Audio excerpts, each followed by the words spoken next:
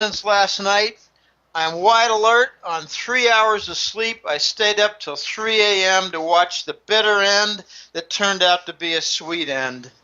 Yes, This it did. is the beginning of a new bright chapter that's going to have, I believe, some painful birth pangs.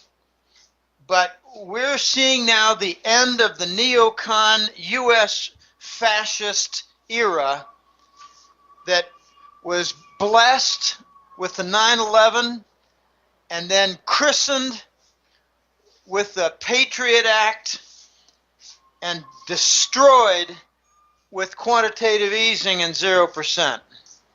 We're now beginning a new epic, John, and this is exciting, except I believe the first year or 2 or 3 are going to be very difficult because we're going to have to see the end of the dollar. I just really enjoyed everything you just said, with the exception of getting rid of the dollar. Well, we can't continue to have a free credit card, have a $550 billion trade deficit, and finance wars with narcotics and other countries' investment in our treasury bonds, can we? No, but what do we replace the dollar with? The new Scheich dollar, which I've mentioned before a couple times on your show. Did you say the Scheich dollar? Scheich dollar, yes. So we'll have a roll of Because I'm a Scheisse? gentleman, John. I'm a gentleman. I don't say the word shit lightly.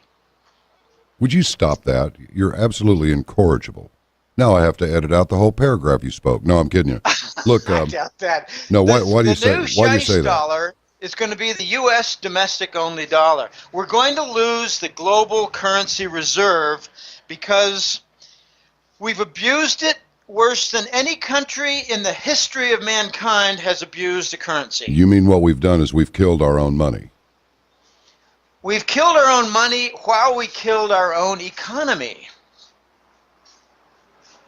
We have a $550 billion trade deficit and a $17 billion economy, trillion dollar economy. So we have a 3%, 3.5% annual trade deficit. So what I think is going to happen in the next several months is the necessity of the launch for the new dollar. It's officially called the Treasury dollar. It has a nickname now of the rainbow dollar because it's multicolored in the bills. Well, I'm sure We're finally Obama going to will have a different color for different denomination. Yeah, Obama will be delighted to hear that. Maybe he'll claim it as his legacy. He's a rainbow kind of guy. Yeah, wasn't it Jesse Jackson? Yeah, I'm Jesse.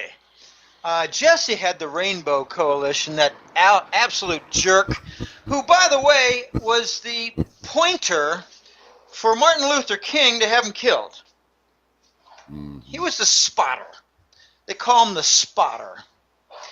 He traveled with Martin Luther King to make sure that all the killers in line knew exactly where he was going to be so that they could kill him. That's called conspiracy for murder, Jesse. Yeah. Jesse. And then wore the bloody shirt, Martin Luther King's bloody shirt, for was it 3 days or 4?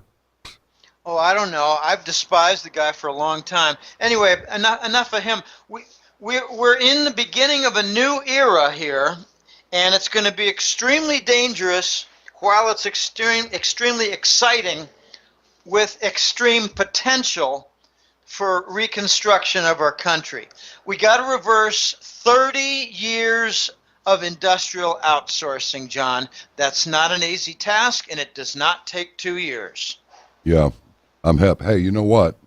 The head honcho in India just said that on the expiry of November the 8th, the 1,000 rupee note and the 500 note is going away. No good. Not spendable. No monetary value to it. I just wonder what the reaction would be if suddenly we went, nope, sorry. The dollar is not spendable anymore. In fact, all it is paper. Sorry. Or they say the $100 bill is not. Do you predict that will happen? No. I've been pretty consistent in my predictions and analysis and relating of that. Um, my best understanding, and it's not entirely my own thoughts, it's based on The Voice, it's based on a couple of other sources, like my Cato, who's a U.S. government security agency source. I call him Cato, the same name that Pink Panther had his, his assistant who attacked the hell out of him every time he entered the room. Cato tells me, and The Voice tells me, and others have told me, that we're going to move toward $2, the domestic-only dollar, but also the international dollar. The U.S. is going to lose control and jurisdiction. No, I shouldn't say jurisdiction. Control and rights for creating the rules over internationally held dollars. Okay, if you got some dollars sitting in Panama or Hong Kong or Switzerland, U.S. no longer has control over the movement. That's coming. Call it the international dollar. The other dollar will be the new kid on the block, the rainbow dollar, the treasury dollar. I call it the Scheisse dollar for a very good reason. It's going to be devalued 30% out of the gate, and a few months later, and the U.S. government will lie. I guarantee you they will lie. They will say it'll be the only devaluation. And then 3 to 6 months later, there'll be another 30% devaluation to make it roughly cut in half on value, which means all exports would cost double. All imports into the United States using the devalued dollar, the new Scheisse dollar, the imports will cost double. And I believe that because of this gargantuan, gaping, massive trade deficit, we're going to see devaluations of the new Scheisse dollar on a regular and frequent basis. I mean, like, after they do the two 30%ers, and how do I call that a cut in half? Well, you preserve 70% of the value with a 30% devaluation, then do it again. Then you've preserved 70% of 70%, you've preserved 49%, you've lost 51. There's your cut in half.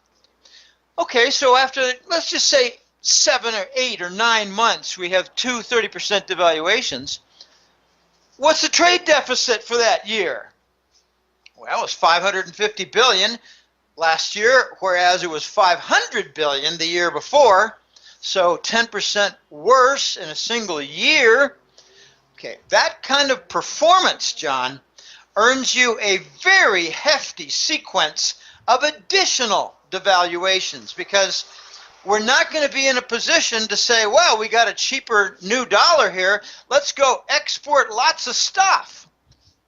We don't make lots of stuff. Yeah.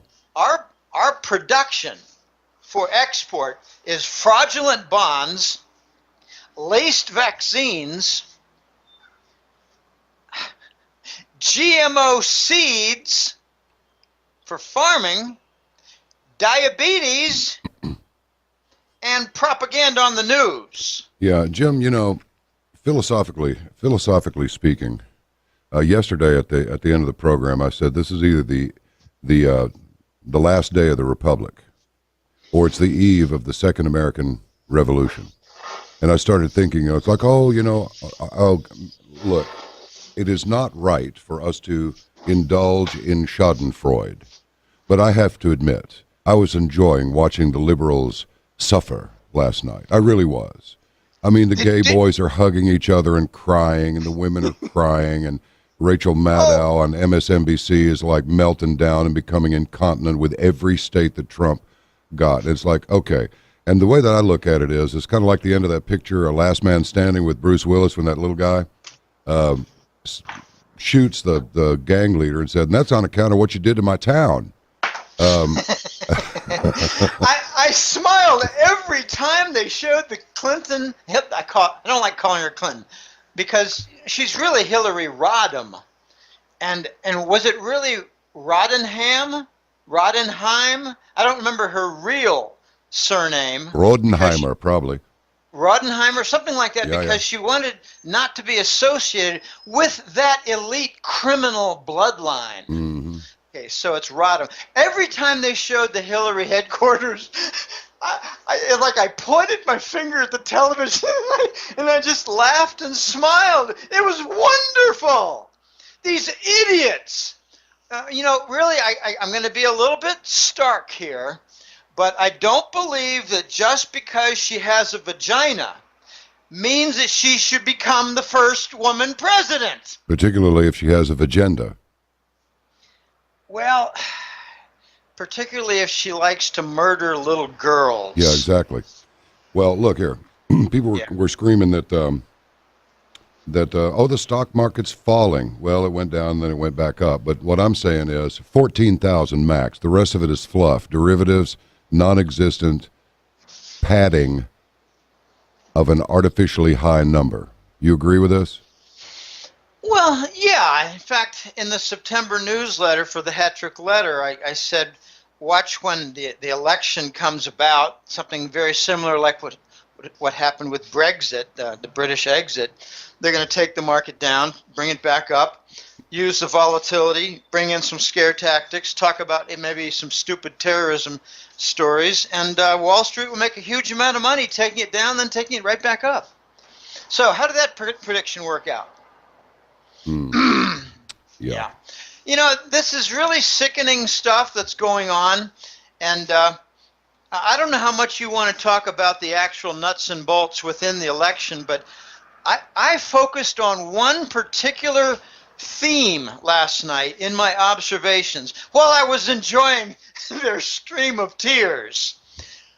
How is the press going to explain that they got all the polls at the national level wrong? Yeah.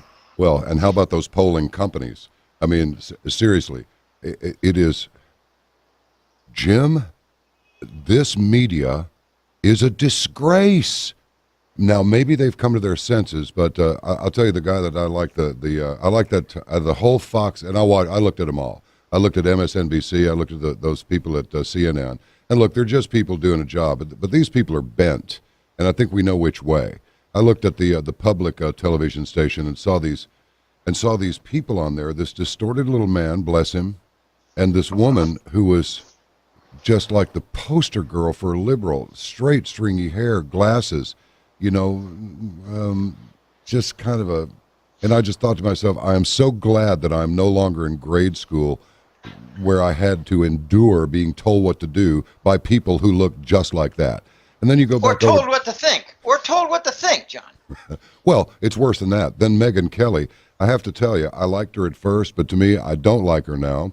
She has no credibility with me whatsoever. And even the way I think she's a closet liberal. And, she's the magic pony. She's like Goldie, the magic pony. And I like that Dana Perino a hell of a lot better. And I like that Tucker Carlson. He's like the frat boy who is not going to toe the official line. He's those are my two favorites of the whole line. And Judge Jeanine, she'll just tear you up. I just love it. But the point I'm getting at is, Megyn Kelly even said, "We don't know how he'll govern." Why wouldn't you just say, we see how he is out in public, and we've heard this and that, so okay, but I wonder how he'll govern. But instead it was, we don't know how he'll govern. Well, he doesn't have a good temperament, John. What the hell is that all about? Vlad Putin says, look, it's going to be a little bit tough for a little bit, but I look forward to restoring. I mean, he was actually quite excellent about this. He looks forward to restoring full relations between the U.S. and Russia. And he thinks that it's extra important because, look, this is what he said, in case you haven't. In a speech in the Kremlin, Putin stated, "We have heard the pre-election statements by then-candidate Trump, which were directed at rebuilding relations between Russia and the U.S. We understand this will not be an easy path, considering the unfortunate degradation of relations, but Russia is ready and wants to restore full-fledged relations with the U.S." And he said, "We're ready to do our part and do everything to return U.S.-Russian relations to the trajectory of development." This would be in the interest of Russian and American people and would positively affect the general climate in international relations, considering the special responsibility of Russia and the U.S. for ensuring global stability and security. I mean, well, John, the issue is not so much U.S.-Russian relations for economic purposes and financial effects. It's let's get out of the way so Russia can repair their European relations, because that's their major trade partner that we have destroyed by orders, by dictum, by the European Union Commission of fascist dictators. Okay, well, I found tearing apart the election to be extremely interesting last night. But let me get to you mentioned your observations on the players, and I didn't have the opportunity to see Fox or CNN. We have more limited cable channels here in Costa Rica, and they change every 2 or 3 years a little bit. We've got the 2 of the 3 syndicated networks out of Miami, Florida. So I was able to see CBS, which I thought, okay, they're going to be a little biased. Let's watch to see how they squirm. So I stayed with them. And I like Bob Schieffer. I think he's reasonably good. I like Charlie Rose. And I was impressed as I watched the evening progress. I mean, I was watching for 5 straight hours. Okay, I went and got a little ice cream, and I went to the bathroom, and I did a couple of other things, and checked my emails. But I went back and I returned, and I took a phone call, and I said, "Look, we've talked 10 minutes. I want to watch the news. Okay, I'll get you tomorrow." So here are some of the things that I saw regarding the theme change. There was some black woman in a yellow blouse, and I didn't catch her name. It was Gail something. And she was saying early, Trump is doing a lot better than any of these polls indicated. I wonder if maybe the polls were all wrong or they weren't conducted properly. And then the other guys would say, yes, this could be just a big turnout issue. So they're trying to lean on the turnout. The Trump supporters, the Trump camp, they came out in big numbers. Hillary couldn't get her camp all excited to come out. They didn't mention any weather challenges. There weren't any big rainstorms or snowstorms or windstorms or anything like that. They never once mentioned the vote flipping. So when you see that Trump had a 1% edge, just think of it as a 6% edge, because that's probably how much they stole within the machines. And one guy got on and was asked, "Have you heard anything about discrepancies regarding the voting machines? Joe over there, huh? You're on this, right?" "Yeah." "Oh yeah, there's nothing." "Oh bull, there's nothing." Yeah, right. There were hundreds of reports in a dozen states. Yep. And those are just the reports. There's no telling how many actual incidents occurred. But you know what? This is what I thought was really cool.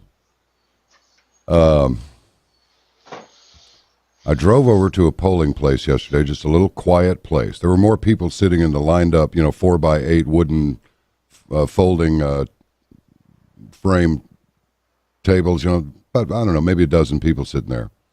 And I didn't see any other citizens in the place at all. And it was pretty late in the afternoon, but it was right at the peak of rush hour. So those who were going to vote late, because polls closed at 7, I think, they were trying to make their way there. So I got in there at a very, very quiet time.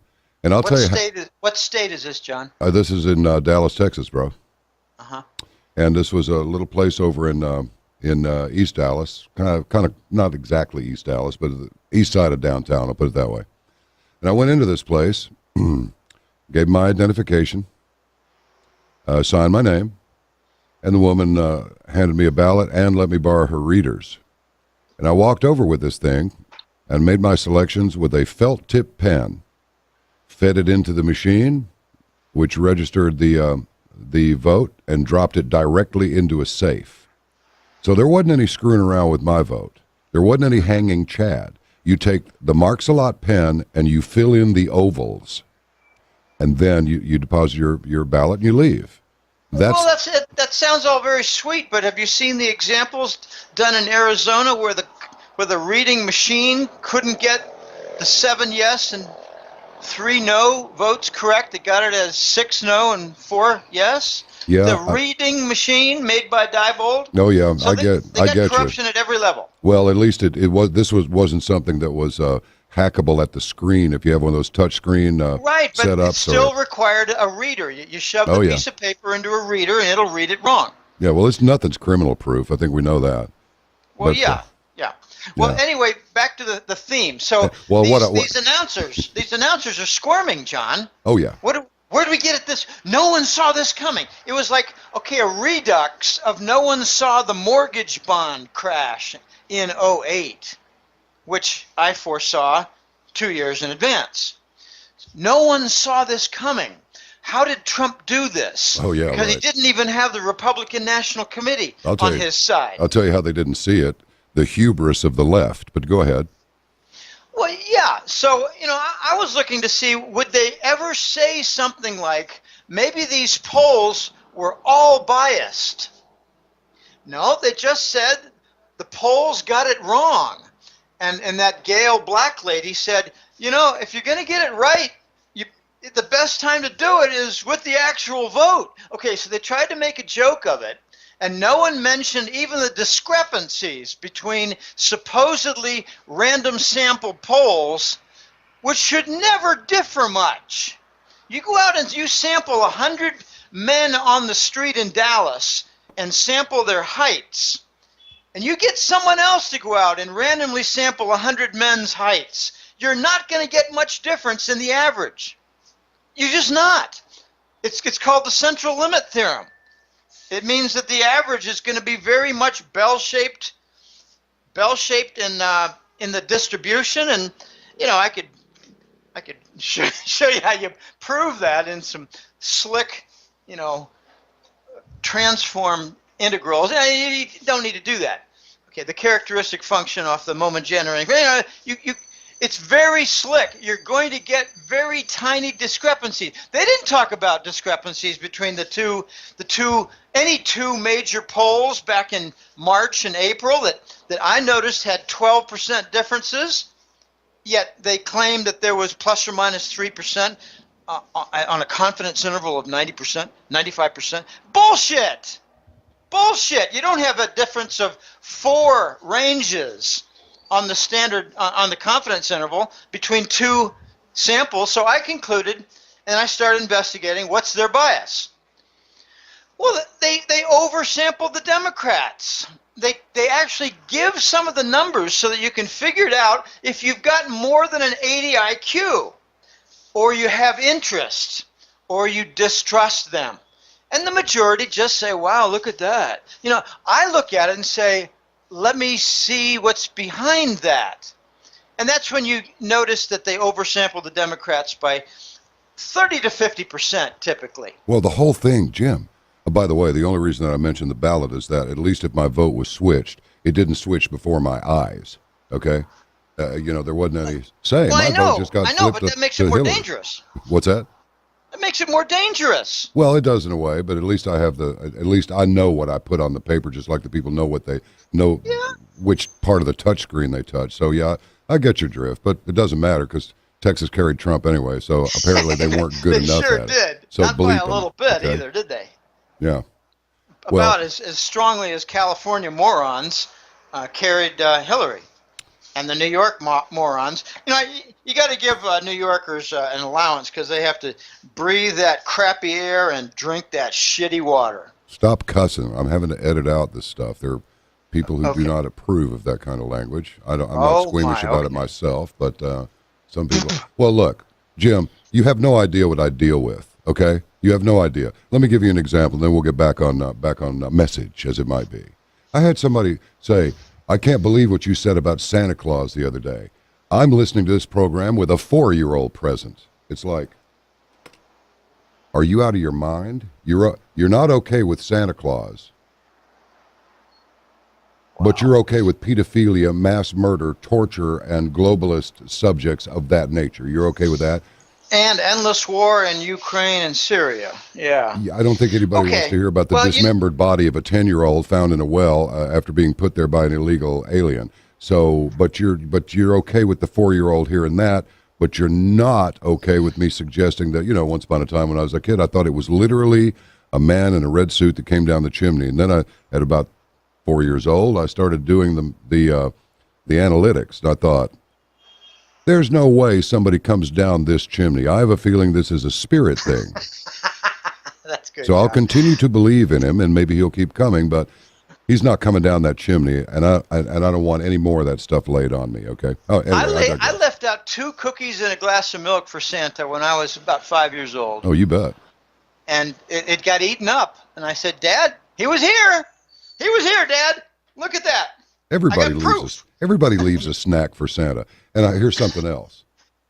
Don't you criticize fruitcake to me. I like it. In fact, I get some from I don't care if anybody knows, Collin Creek. They sent, that thing shows up in the mail, and it'll be gone by the end of the day. I just break pieces off it and eat it while I drive. What's this criticism of fruitcake? That's a leftist agenda, criticizing fruitcake. So you just go and stuff yourselves. Sod those people. Okay, carry on. Sorry. Yeah, well, some people have mush for brains, so I'll be careful when I talk about the New Yorkers who have to breathe their contaminated air and their spoiled water, and on a good day you can smell the urine in their subways. Yeah, a buddy not mine that works up at CBS said that one day he was walking by, he said it's just deteriorating so badly up there. And he says he's watching this man who has just defecated, and he's got some kind of newspaper stuck to his backside as he's finishing his business in public. And he says, my first question was, why is this happening? And my second question was, why am I continuing to stare at this scene? Well, the third question, John, could be, why doesn't the Obama administration set him up with a nice $2,300 income per month? Yeah. And then he can vote for Obama. Oh, you're talking about a government job now? No, just welfare, whatever. Well, set him up with income. Did I say a job? I meant income. You don't need to give these guys a job because, we need to create the consumer economy and put money in people's pockets. Well, I've got a list, John. I've got a list of things that I consider Americans to be totally ignorant about. Capital. Yes. You don't put money in people's pockets so they can be consumers. You lay out capital, form businesses, hire people, make products, add value, sell it, and export. The second thing is money. They have no idea the differences between money, legal tender, and the dollar. None at all. They don't know what inflation is. They talk about inflation and deflation and disinflation and oh my God. They don't know what any of them are or how they're caused. They think war is good. War causes jobs. Oh, really? And a trickle down? No, it's a trickle down of destruction that has about 2 steps, whereas capital formation has about 7 positive steps. And lastly, they don't know jack about what fascism is, which is ripe and maturing in the United States, but now hit the wall last night. Fascism hit the wall. Man. And is now going to encounter capitalism, and it's not going to be a smooth ride. Yeah, that's excellent. I said when I began getting in trouble on Coast to Coast AM, I began using phrases like, this country is ripe for fascism. Then I went ahead and escalated it to, this looks like global communism to me of the fascist variety because communism won't actually work. And you know what I hear last night on that program, or not last night, might have been last night before, whenever. No, it was last night. Pardon me, I misspoke. I did not hear this. This was reported to me. I got my thoughts muddled. That the main host over there at Coast, suggested that to appease the left wing, Donald Trump should appoint Hillary as a cabinet member or something. Oh, gosh, what lunacy. I think it's more like fum ductum, and you're not. Sorry about the sirens here. I can't I thought I thought I heard the national anthem in the background. I heard two important cabinet posts for Trump that are likely. The first one bothered me, but the more I thought about it, the more I thought maybe this is an extraordinarily clever move. Rudy Giuliani, Attorney General. Yep, and you know what? Ben Carson's going to be in there too. Well, I hope so. I hope he's some kind of an economic advisor, because we need people who know how to do capital formation rather than handout technology. Jim, I'm just so happy that I think you'll know what I mean, even though the adults, the grown-ups, act more childish than any child I've ever seen. It is good to have what appears to be a collection of real, no-kidding, mature, self-actualized grown-ups in charge of this government very shortly.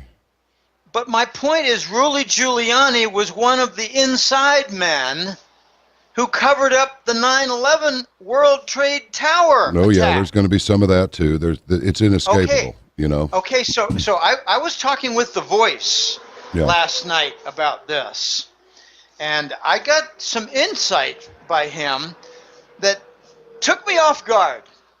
He said, have you ever thought, Jim, that Trump has information on Rudy Giuliani for his role in 9/11, and that way he can control and make this guy an absolutely fierce pit bull dog as a prosecutor? And I said, had not thought that. And I said, have you thought of the other side, my good man? To The Voice, I said, maybe Rudy Giuliani is sickened by 9/11 and will play all kinds of cards in a hidden way to let it be revealed who did it, which I believe is the Israeli Mossad, the Bush crime family, and the British MI6, with the help of certain elements within the U.S. military. You know, now here's the thing, Jim. Let me ask you something. Typically, the security services in England have been very, very leery of an expanding Israel. Certainly it would be if the Israelis were involved, and there's a lot of evidence suggests that they were directly involved. If it was to get stuff started in the Middle East to in some way hedge their bets against being annihilated by them, since they're sitting right there surrounded by them. I mean, Syria's right over there. You know what I mean? That stuff. Then that's one thing. But I can't imagine the British security services, even SIX, being involved in that. But I've been surprised before. What makes you think the Brits were involved in this? Israel and the U.S. insiders, I can see that. But the Brits? Explain. Well, it was the Tony Blair era. Okay, enough said. Thank you. Do I need to say any more? No, okay, not really. Okay, I should have seen that coming. He's Bush's cousin. Oh, gosh. Wow. He's Bush's cousin. So, you know, what's coming next? I think what's coming next is Trump is going to likely step to the side, wash his hands, and say this is all the duty now of a special prosecutor. Whether it's 9/11, I think that's coming later. At first, it's going to be the Hillary treason and murder, conspiracy, sedition, and influence peddling. Okay, all of those, I think, are on the list of potential charges. I personally would like to see Hillary and Obama charged with treason for the creation of ISIS and the murder of civilians, including some Americans, and have Hillary and Obama hanged as a beginning of the new epic. Well, that'll certainly era. send a message. I think we need an example of some truly dirty, guilty people. Notice that there's one name that's missing in the news regarding any dirt whatsoever, and that is Bush. Oh, yeah. Trump never mentions him. The name never comes up in the same paragraph as Obama crimes or Hillary crimes or anything. You know, high crimes and misdemeanors, right? Yeah. Well, I've been saying for the last 2 years or more, treason is a calling card for high office in the U.S. government.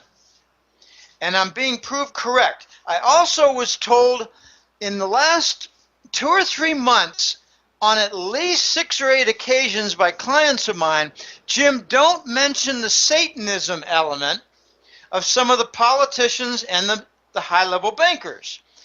I told him, why don't you start your own newsletter and get the hell out of my office? Mm-hmm. I continue, and now the WikiLeaks is talking about, oh gosh, what do they call it? Spirit cooking? Okay, we're going to see a name come up soon, and it's going to be an alarming, specific story of a little girl named Madeleine McCann. She would be 13 right now. I think she was abducted 2 or 3 years ago outside London. And the artist's rendition at the police station using witnesses to the abduction have artist drawings of the face of a man who dragged off the little girl, who's never been seen again, supposedly dead. This artist drawing looks tremendously like John Podesta, head of the Hillary campaign, who gave his little mealy-mouthed, cowardly speech at about 2 a.m., where Hillary, without precedent, the first loser ever not to give a concession speech. That's what a model citizen that woman is. Now, of course, she can talk about maybe having some asthma or maybe feeling a sudden burst of pneumonia. Okay, so John Podesta and his brother are both the subjects of London police investigations right now regarding the disappearance and possible murder of Madeleine McCann. And it's all in the WikiLeaks emails with Hillary, where they have a nickname, they have a little phrase they use for child murder and ritual sacrifice. It's called eating the pizza. You know, yeah. I remember way back, John, when I was a bit of a rebel when I was young and 20 years old, and we used to call buying a pound of marijuana, working the elbow, LB. Yeah, I'll be working the elbow tonight, put some salve on it and get a massage for my elbow. Okay, that meant I'm looking to buy a pound of weed. Okay, so there's lots of internal language, and now we know what eating pizza is. Killing a little girl. Yeah, oh my God in heaven. I'd like to see Podesta take down Hillary for murder and bring murder along with the federal treason, sedition, influence peddling, arms dealing for enemies, etc., and then hang her. Well, that's precisely what should happen. Look, we know that Hillary was directly involved in the creation of ISIS. We know that the King of Jordan went crazy when it got out into the wires that the training had taken place there. We know that an Israeli colonel was photographed next to some ISIS fighters. He was standing a little bit too close to them when this picture was snapped. We know that the United States paid $500 million or some damn thing to a British firm to create fake terrorist videos, including Jihadi John, who is a complete fabrication. Have you seen that thing somebody snapped with their smartphone? They recorded the video on their smartphone, and you got Jihadi John in his black suit with that great looking shoulder holster, and he's got his knife and his mask on. He's about ready to behead another infidel, right? But I guess it's like, cut. Okay, this is a union job. You guys got to break for lunch right now. Come on, break for lunch. And don't forget John McCann, whose emails had direct instructions on the videos. Yeah, Jihadi John tousles the hair of his play act victim. I want McCann to go down with Obama. You bet. And Hillary. Well, look, have you been able to determine that this thing about Obama buying a home in Dubai, which does not extradite, and he's leaving? Let him go. Well, I if agree. He thinks If he thinks he's safe and if you think he's safe, you're both wrong. Yeah. Extradition is not their problem. Okay, let's just get really simple. What is the deadly lethal offense that Hillary committed? It's not treason. It's not murder. It's not sedition. It's not arms sales.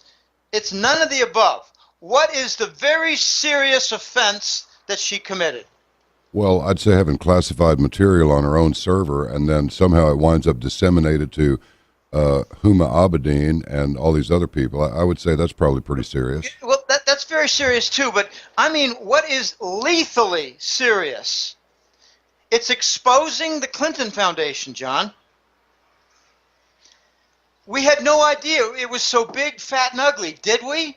No, the first exposure to me was the use of the Clinton Foundation with respect to the Bundy farm and potential uranium sales.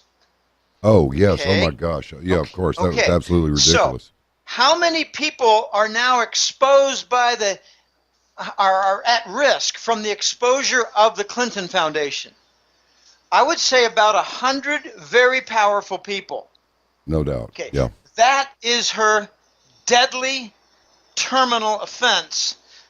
They're going to kill her. Good. Because if they don't, and she's brought in for our systemic, wonderful Roman system of justice, will she not speak? Yeah. That's why she has killed all the different Democratic National Committee men. I think there were 4 of them murdered since June. Yeah, and since Vlad wants that, he probably wants that uranium pretty bad. Somebody's liable to, well, let's put it this way. She might ought to keep a Geiger counter around. Hey, Hillary, we got a nice maser unit for you right here at the caravantomidnight.com website, because they're going to light you up if they get to you before the other guys do. John, I'm Wow. I'm not exactly a forensic analyst, but I'm a guy who, if you pass me some information, I won't say, "Oh, look at that. It all looks very wonderful. It ties together beautifully." No, I look at it and say, "Huh, I wonder what parts of it aren't real." So what I do is I look at the picture of Hillary testifying in August this year on what I call the Benghazi and the email treason testimony before the Congress. And then I look next to that, a different picture of Hillary on the 3rd debate. And I wonder, gee, how did she lose 25 years? What happened to all the wrinkles?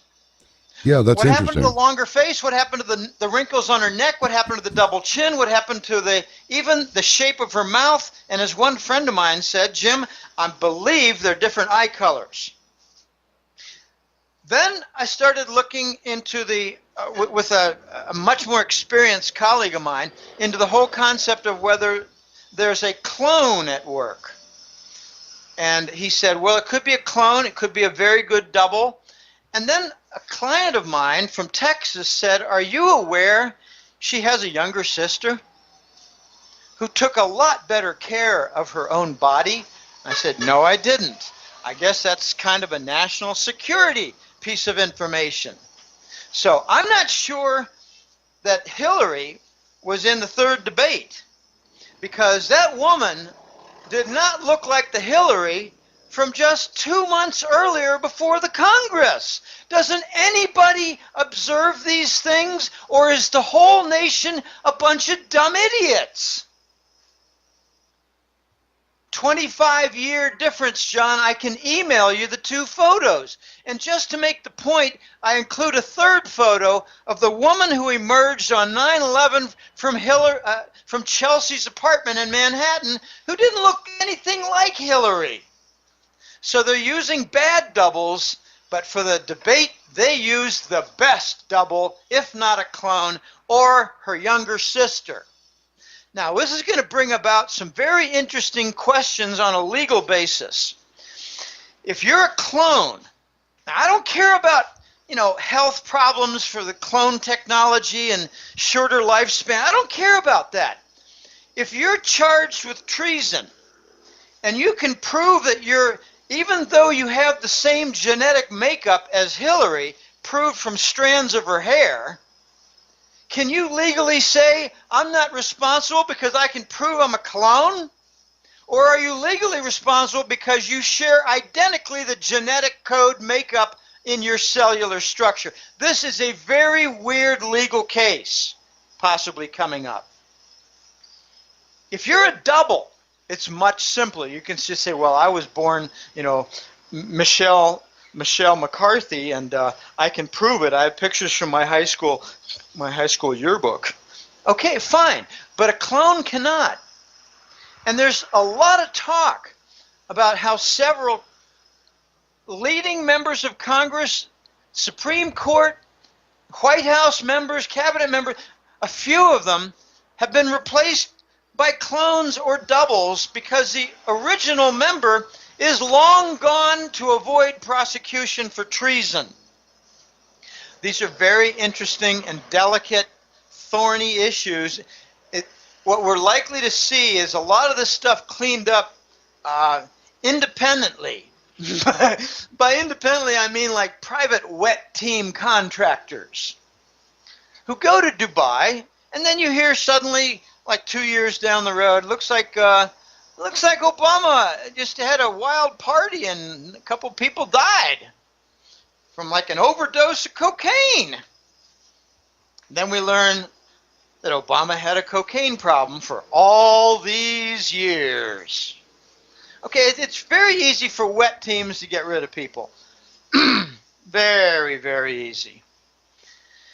So, I'm looking forward to things like the reconstruction of the U.S. economy. I think Trump, to switch channels here, I think Trump, more constructive manner, I think Trump is going to invite foreign investment and invite domestic investment to create something like a goal of 50,000 companies in the next 1,000 days.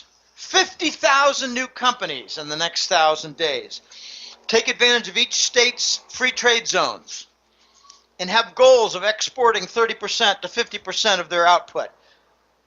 Like the little company in Alabama that I featured several months ago, owned by a 35-year-old Chinese guy, where 40% of the copper tubing is exported to China to alleviate the trade deficit, which most Americans cannot define any more than money velocity.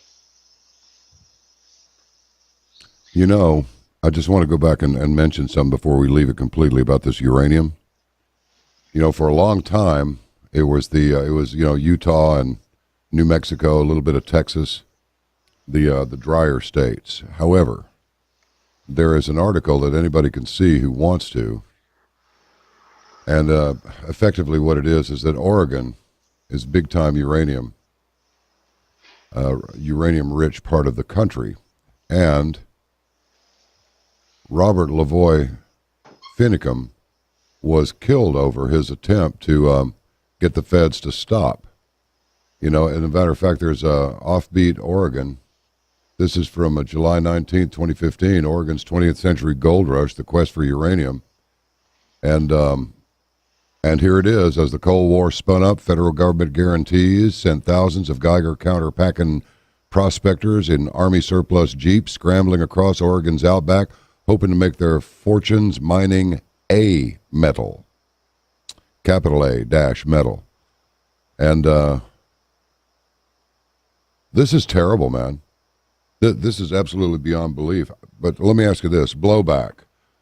LAPD went on alert. They were afraid that the black folks were going to riot, and New York was on pretty high alert as well.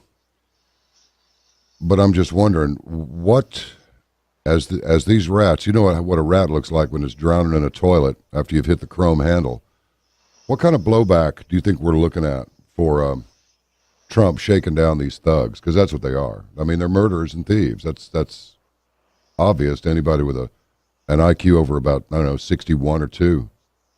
How bad do you think the blowback could get? You got somebody's out there screaming, we can probably guess who it is, about how the globalists are going to collapse the economy as payback for a Trump victory. It's like, yeah, I know. And Bev Harris was on there saying that, well, the election is rigged so bad that even if Hillary loses, she still wins. Well, that didn't happen. So, I'm not a fear porn guy. I fancy myself an analyst as best I can, even though I did miss that uranium thing. I still think that compromising state secrets probably even trumps, if you'll excuse the expression, the uranium deal. But that's just my personal opinion. But what about blowback, Jim? Well, I can think of several things. One that comes immediately to mind is financial. Well, two come to mind that are financial.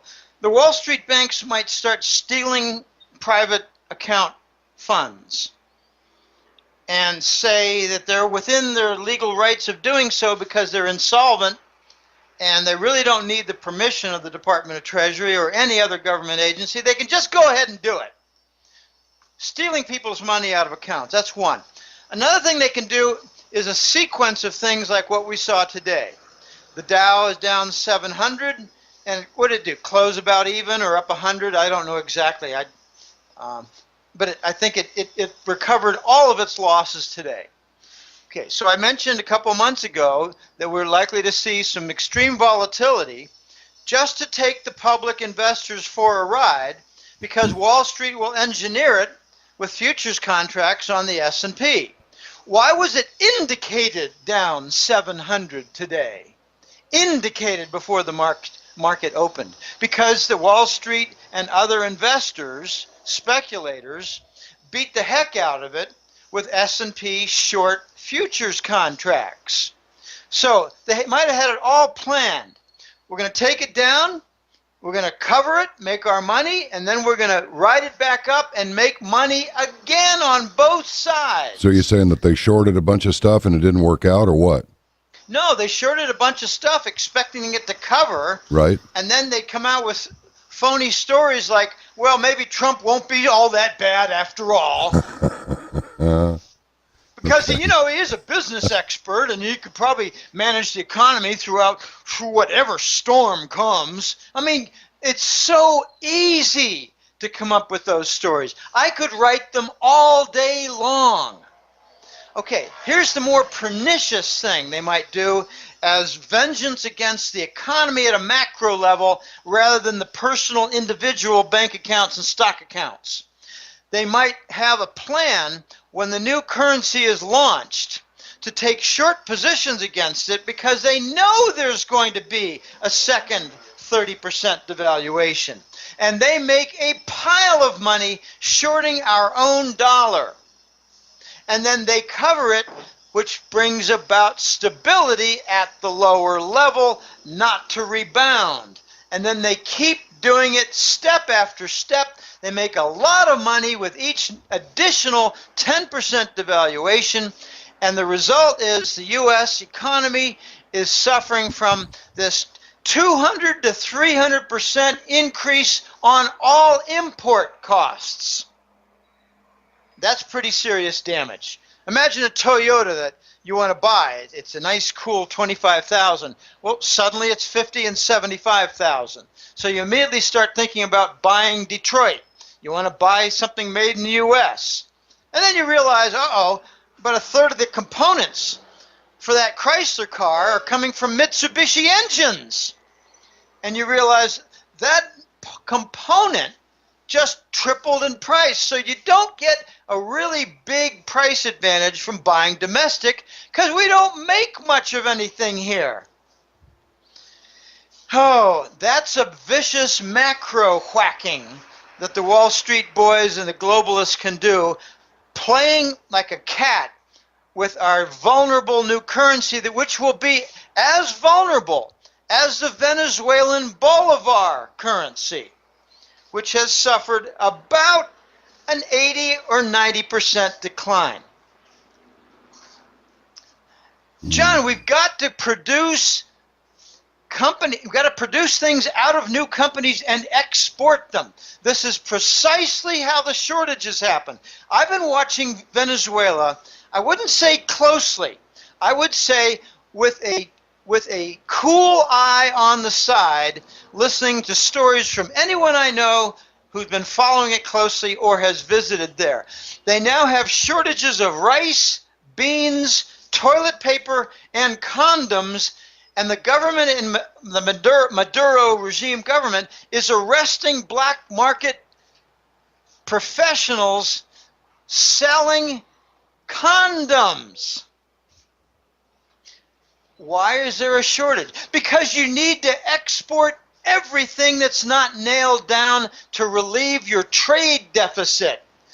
Can Americans define what a trade deficit is, or are they too stupid or naive, ignorant, uneducated, or not interested what a trade deficit is? Oh my gosh. So we got some big problems coming up with the currency, John. We're already losing our dollar. I just talked with the voice and he said, Jim, I need to bring you up to date on something. The non-dollar alternatives are seeing a tenfold increase in volume for all kinds of different platforms. And I said, you mean like the Chinese interbank payment system, the competitor to SWIFT for bank-to-bank transaction? He said, yes, that and other things that aren't so well known. I'll help you to understand what they are. And I'm eager to learn what they are, but I do know what some of them are. So we're seeing an increase in non-dollar fund movement from platform to platform for trade. We're also being told a lie. You remember 2 months ago a big story on Hanjin, the South Korean shipping company that went bankrupt and caused lots of jam-ups in port facilities across North America? Do you remember that story, John? Oh, yes. Okay. It was a phony story. It was laced with lies. The part that's true is that Hanjin did have a bankruptcy. The part they did not tell you about adequately was the debtor in possession, DIP. Debtor in possession lenders kicked in right away, like they always do for a bankrupt shipper. If you're a bankrupt railroad, a bankrupt trucking firm, you operate under the same financial structures as a shipping firm. So why didn't the debt in possession, the DIP, why didn't the DIP financiers step in and prevent problems with unloading all the cargo on those 2,000 Hanjin ships? Pregnant pause. Wow. Because the DIP financiers were right there rejecting the Treasury bill as payment. Man. We're printing dollars. Oh. QE is printing dollars so that we have a zero-cost feeder system on the interest rate swap derivatives, which create phony demand for the Treasury bonds. We're also paying for our trade deficit at the ports directly with Treasury bills, and Asia doesn't want them anymore. I got validation from a client who contacted me and said, Jim, you're spot on with that story. Let me give you some details for Bobcat Corporation, because I sit on the board of directors of Bobcat. You know, Bobcat, they make little forklifts and little trench diggers. They're like miniature Caterpillar earth-moving equipment. Okay, they're useful in warehouses. They're useful in like a construction site digging a trench. They're small. They're not the big $150,000 item. No, they're the little one that costs a third of that, a fourth of that. Anyway, he told me that at Bobcat, the Korean parent corporation has given orders now on no circumstances at the Los Angeles ports are you to accept Treasury bills anymore. We're moving very closely toward pressure, John, for the gold trade note that I've described in past interviews. You don't pay with Treasury bills anymore because they're counterfeit money. They're fake money. They're printed money with no backing. backed by the full faith and trust of the U.S. government. How much full faith and trust is there in the U.S. government? Yeah, that's Nothing. a good question. Yeah, none. Okay, so gold trade notes are coming, and the voice told me again. He said, Jim, there's a lot more use of the gold trade note now than is being reported in the Western press. And I said, finally, we're getting there, because the gold standard comes back first in trade, then in banking reserves, finally in currencies. And we're starting to see it now in much greater extent as trade payment at the port sites. Okay, that's why they were not unloading the Hanjin ships full of cargo. And we got a lot of BS stories about, labor strikes and labor disruptions and, unclear whether they would be properly paid. So you had the containers piling up. No, what they didn't tell you was the DIP financiers were there and they didn't want treasury bills. That's not going to be in the U.S. press. Not how it works in the U.S. press. They come up with a goofy story about no one being sure they're going to be properly paid. No. Asian firms didn't want our dollars. So, the gold trade notes coming into view, John. This is think of it as a substitute almost exactly parallel to the Treasury bill, like a 90-day bill with a gold backing and collateral put forth, like 5 or 10 or 15%, whatever. You get a better interest rate if you put up more, like 20%, much lower interest rate. And you've got to make good on your payment within those 90 days. But the collateral is gold bars. Okay, this is already happening now, not reported in the Western press. We're getting into stage one of the gold standard return. This is very exciting because one of the beauties of gold is that when it's the basis of your monetary system, you get capital formation, you get legitimate capital being developed into companies with people hiring. You have no doubts whatsoever on payment. You have no defaults of bad debt, and you don't have a monetary system that's just, basically carved up units of debt coupons. The whole U.S. economy is collapsing right now because the monetary system is debt denominated. If it's gold denominated, then it's brisk in its movement and it doesn't default. You don't get the deflation of assets. One of the dumbest questions I get, I still get it. What do you think we're going to get, Jim? Do you think we're going to get some deflation or inflation? And I said, both, you idiot. Where have you been? Have housing prices gone down? Have mortgage bonds gone down? Nothing's gone down except the price of gasoline. That's it. Well, house prices went down.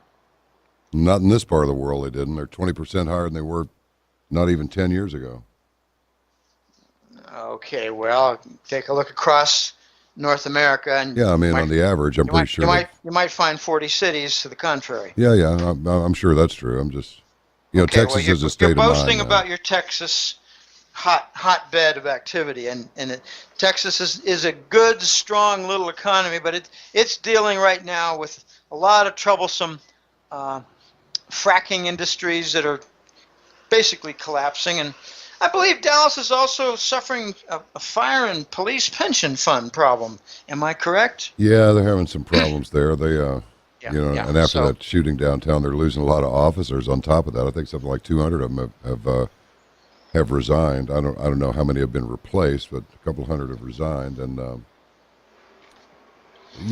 they do have a more robust economy than the rest of the country. Well, yeah, they do for now. But I got to tell you, Jim, they are building. Particularly in the north of downtown and east of downtown, they are people have heard me say this so many times that they're sick of it, but I'll say it one more time, folks. They're building some sort of a high-rise or a mid-rise on every available piece of land they can find. It doesn't matter if it's next to Joe's convenience store. They're throwing it up there. Who's doing the construction? I mean, where's the money coming from? Well, that's a good question. I suspect that these projects were underwritten some time ago, and they're just trying to get them built and get them leased and get out, rather than buy more time, hoping that that they can ask more for it as the location becomes more important. That's the only thing I can think of. I think if you look more closely, you might find Chinese funds behind it. It wouldn't surprise me the bit. They're trying to, in the least, they're trying to get a good bit of Hollywood right now, aren't they? Yeah, and I give them a lot of credit. Alibaba. I noticed the first Alibaba, and this is a very interesting theme you just threw out there. I first noticed Alibaba with the most recent Mission Impossible, with Tom Cruise, and it was a great story. But I said to my friend who was with me for the movie, I said, "Oh, look at that, Alibaba. You watch. Not one negative thing will be said about China, and the rogue will be Russian. You watch." And there it was.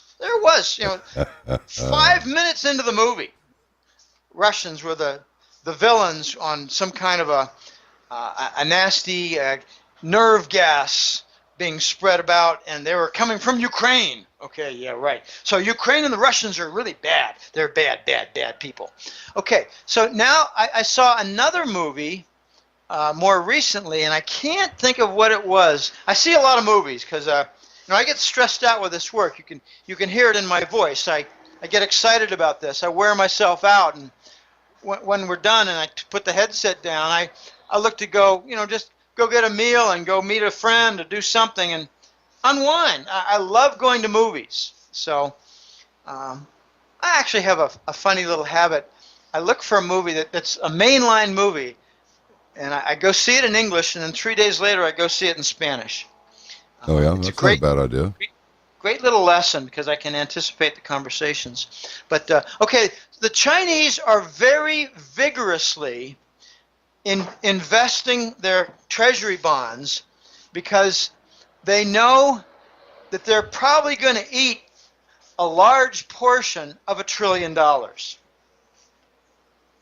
And I've been saying to some friends, and I actually asked The Voice this several months ago, is it possible that the Chinese have far less than that 1.0 trillion, which is now matching the Japanese holdings of treasury bonds? Is it possible the Chinese have far less because they've got all kinds of swap contracts in place where they've basically given up their ownership and risk level for movement in value of, say, $300 billion worth of treasury bonds so that they can buy in the next year lots and lots of commercial buildings across the Western world with committed funds in that swap? You and bet. He said, yes, it's very possible. And they're doing a lot of purchases of assets in Africa. And I wouldn't be surprised if a contract that's going to be signed, say, in June of 2017, don't be surprised if it has a commitment of current treasury bonds. So they don't own a 1.0 trillion. They own less because we don't know what they've committed through contracts on swaps. Swaps are the niftiest little secret movement of giant assets. And if you don't believe me, ask Goldman Sachs, because that's one of their specialties. They were involved in all kinds of swaps. When they set up the European Union, the swaps hid their debts from one country after another. They made debts swapped with currencies, so they showed up as currency swaps and not debt, and therefore they qualified under the wire for the Maastricht rules. Swaps are all over the place, and China is not a naive novice at this game. No, I think we got a lot of studies. Chinese construction, John. Yeah. A lot. Yeah. So let me get this straight now. So if they're making their investments in all kinds of real estate and other businesses, industry around the world, so what they're going to do is go ahead and get secure there, so they don't worry. Their wealth, it's self redistribution of their own wealth so that no matter what happens to their currency, no matter what happens to the Chinese economy, they're covered because they've diversified all over the world in hard assets. Is that where we are here?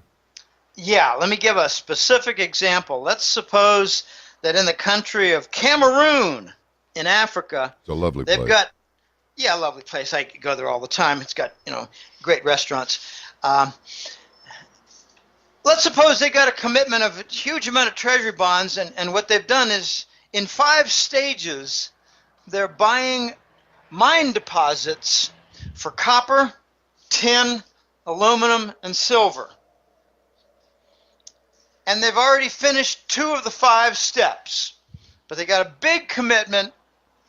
Maybe it's not Cameroon, maybe it's some other country. It could be Nigeria, it could be Chad, it could be anything. But an African country that has these big deposits and would love to get their hands on some treasury bonds, because then they could pay off some of their debts. Because the African countries have huge debts, and they don't know jack about capital development. They know about selling to foreign countries who do know how to do capital development. So what's the upshot, John? You mentioned the magic words. The Chinese would be off the hook for any decline or devaluation in the treasury bonds. So if we do see the new dollar and the treasury bonds suffer some pretty horrendous losses in a debt restructure, the outcome will probably be an increase in the value of the copper, tin, aluminum, and silver deposits. You bet. Absolutely. So they're not just hedging, they're actually going to exploit the death of the dollar. The Chinese are smart. Yeah, they are. What's the U.S. investing in right now? Debt. Bombs? Bombs? They're investing in their own debt. John, are they investing in the F-22 that doesn't work? The fighter aircraft that does not work? Yeah, they spent a lot of money on it, didn't they? Yeah, well, that's the sort of investment that we're involved with. Are we investing in bridges and highways? No. I'm told by my clients that if you go down any major interstate in the Northeast or the Midwest, you'll encounter potholes like you've never encountered before. Yeah, well, you need a 4-wheel drive truck just to get around Dallas suburban streets. The only place that's nice is the Park Cities, Highland Park and University Park, and the rest of the town.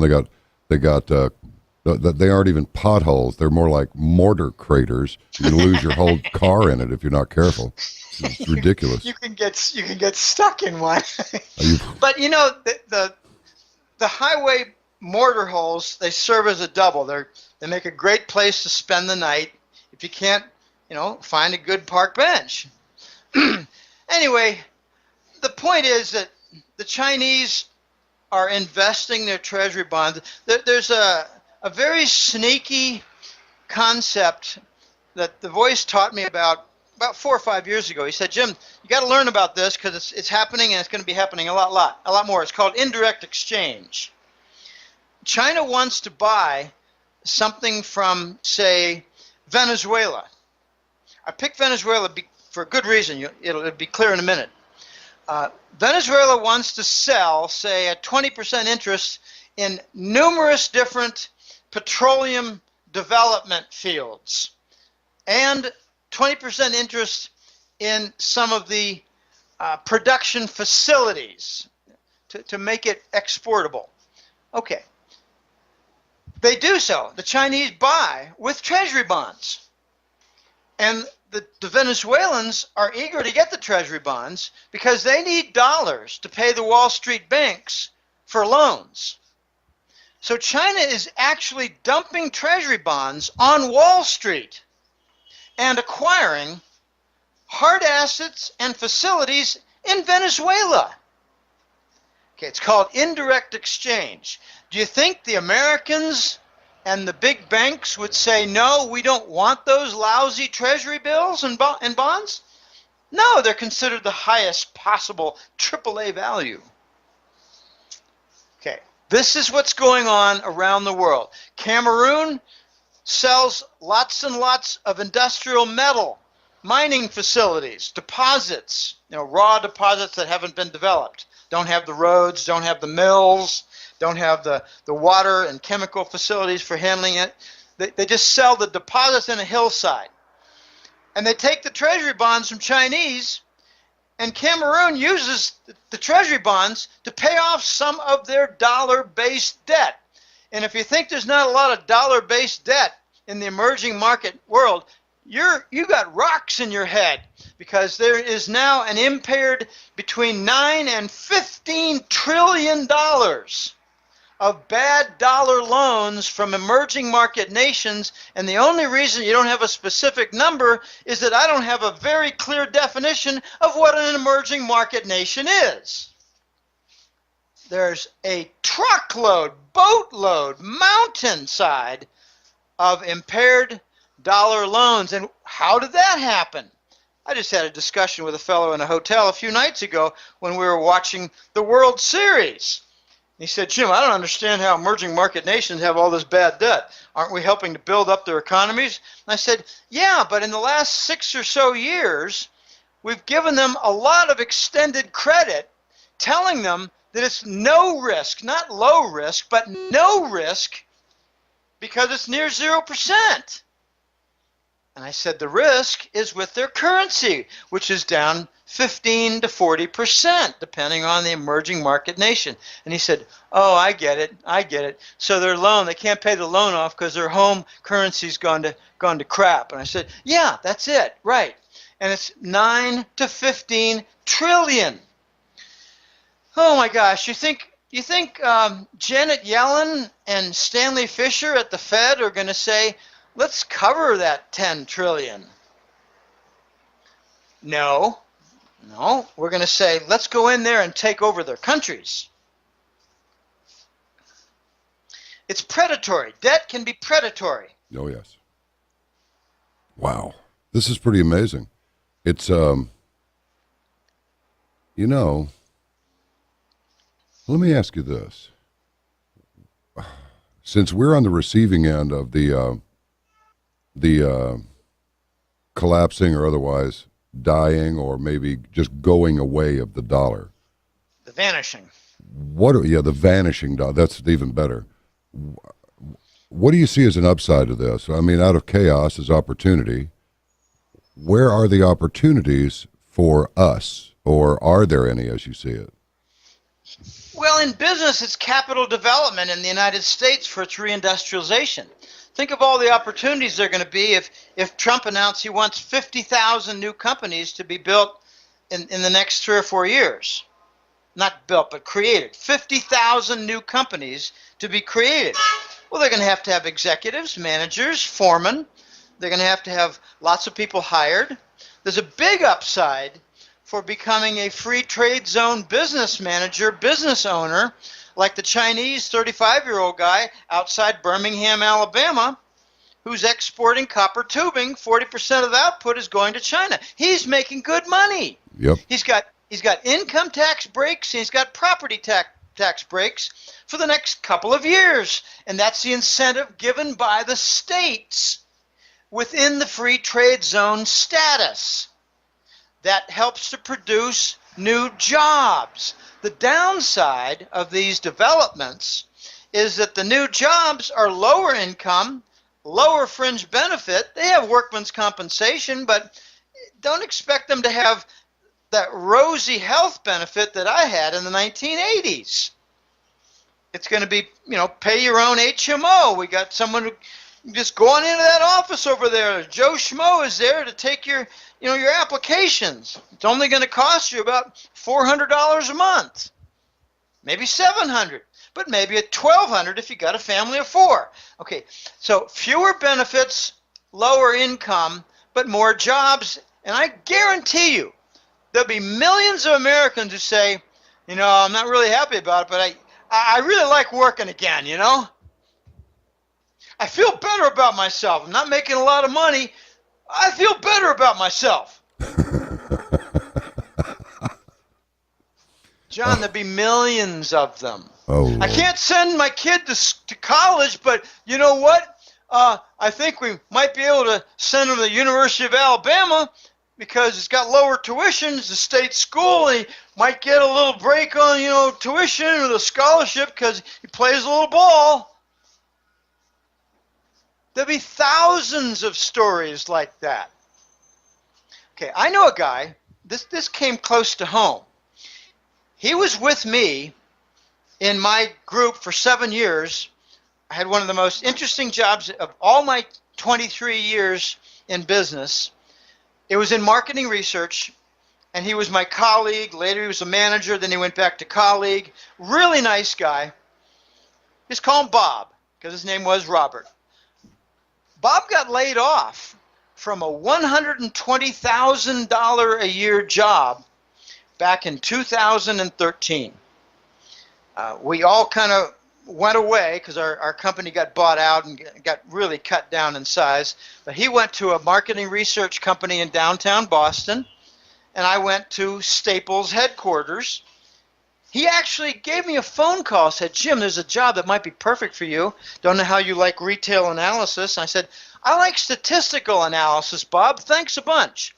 I got the job. I got it quickly because I'm pretty darn well qualified. Anyway, the point is, Bob got laid off from his $120,000 a year job. And he said to me in a phone call a year later, you know, Jim, I really didn't mind because our girls are done with college. I'm now approaching 60. Like you've always been like 4 years older than me, but I'm approaching 60 now. And I just took a job for $78,000, and I'm happy as a pig in a sty. I said, you feel better about yourself, Bob, being working again? Yep, I sure do. And, you know, good luck with your newsletter, Jim. You know, John tells me you're doing pretty well with it. And I said, yep. There's a lot more to that relationship, the three of us. But the point is, lots and lots of Americans are going to take jobs that pay less than what they're accustomed to, with fringe benefits that are much less than what they're accustomed to, and they're going to feel good about it because they're going to have a taste of the bitter side of unemployment. Whereas most of them lost a lot of their home value. I know very few people who have avoided the home value loss. I know you say Dallas is doing well, and I understand that. My own Pittsburgh, Pennsylvania, never really had a big downfall. It's just not a real hot center. Chicago did, but it's recovered a good deal. But the point is, there'll be a lot of employment opportunities, John. There'll be a lot of new business creations. You asked me what the upside was. It'll be good for business entrepreneurs who want to put an application together, get some funding. It's going to be key to get funding, and that's where the Chinese have an advantage in our free trade zones in the 50 U.S. states. They're going to have funding from back home in China. And it's not going to be the form of funds where the U.S. banks will say, oh, no, we don't want that, because they're going to be dollar denominated. Chinese have a huge advantage in that. The Chinese are also doing something very clever. They're using and abusing, to some extent, Wells Fargo. They'll put down, say, $10 billion in a Wells Fargo account, and they'll say, we want to borrow 10 to 1. We want a $100 billion credit line because we're going shopping. We're going shopping for California commercial properties. And $100 billion, we're going to stay busy for maybe a year or more with that. And the U.S. government is saying to Wells Fargo, wait a minute, you're helping the Chinese exploit and take over assets across U.S. urban centers. And Wells Fargo says, yeah, are you trying to tell us to reject the pristine U.S. Treasury bonds as collateral for loans? And the U.S. Department of Treasury says, oops, my bad. Right. John, these are the ways that the U.S. gets what I call commercial colonization. It's part of the payback for industrial outsourcing. Now comes the reverse. We export it. Have you heard for 20 years the phrase, we export our inflation? Well, yeah, now we're going to import it. We'll import it with the death of the dollar, the vanishing act of the dollar. I've told people 3 and 4 years ago, we'll know the end is coming when the dollar goes up, up in value, continues rising up, because soon it will vanish shortly after. And now I've got an analogy. Think of 100 big balloons, not hot air balloons with passengers and little, little sections where 4 people can sit in a little fire breather that sends up heat. No, you got 100 different balloons of good size, like 18-inch, 20-inch diameter, and you tape them all together, and you let it rise. What happens to 20 balloons? Let's suppose you fill them with helium even. They rise and rise and rise. What happens to the rising pack of balloons? Eventually it encounters low pressure in the upper atmosphere. Then what? The balloons expand and pop. Yep. That is your dollar. When people tell me, Jim, we got a really strong dollar, I said, no, we don't. We have a high-value dollar versus the soiled toilet paper from other countries. You're not a man who minces words, Jim. People have noticed that about you. Never have I minced words. I just had a client say to me, you really think they're going to have Hillary killed? And I said, yeah. And he said, wow, you don't mince words. Yeah. Why should I? You reach a point where you got to say what you got to say. Let me ask you this. The dollar's going up, John, and it's wrecking all the emerging market nations and their economies. It's now wrecking Venezuela. Yeah. It's wrecking Brazil. Brazil's got like a 60 or 70% currency decline. These economies are being ruined. They've got dollar-denominated debt. Yeah, I got you. That is the key. Oh, Lord. Well, let me ask you this now. Could this be, let's go conspiratorial here, Jim. Is this part of a plan to take control of their resources? Because then everybody who's perpetrated this knows good and well that there's no way that they can afford to repay any of this debt. Yes, but there's a backfire. The backfire is the U.S. might have thought 5 years ago, well, let's go lend Bangladesh a cartload of money at 1.5% and tell them there's no risk, and we'll have collateralized against these loans a few of their textile mills, because we can go in there and seize them. Well, they're being seized, but who do you think's doing the seizing? The Chinese. Yeah. So we've got a plan, perhaps, to set up these emerging market nations with a trap of debt. But we're not dropping the trap. It's the ones holding our debt that's dropping the trap, and that's the Chinese. I go back to this story all the time. My father told me in high school when the Vietnam War produced our first $1 trillion of debt. He said, Jim, I really don't like the debt. I said, well, what do you mean by government debt, Dad? I don't know what that is. I'm just 13 years old trying to learn. And he said, well, it's the U.S. government spending more money than we have, and we go out borrowing it. So within the U.S. financial markets, they finance $1 trillion worth of debt in treasury bonds, and we use that to finance the Vietnam War. And I said, well, who profited from the Vietnam War, Daddy? And he said, well, I don't really know. I suppose might have bought a lot of weapons. I don't know, Jim. So that's when I started reading the financial pages of the newspapers. 13, 14 years old. What year was that? I was born in 52, so that would be 65, 6, 7, right into the Vietnam War. And I started learning. I said, Dad, look at that. These military contractors are making all kinds of money. Look at that. And there's a news story about some senator being in trouble for a bribe. What's a bribe, Dad? Okay, my dad said to me,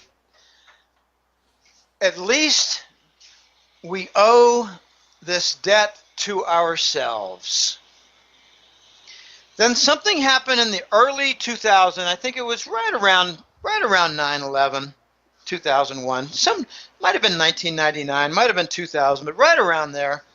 And it's not exactly a line that gets crossed and everybody notices it and everybody observes and everybody makes comment.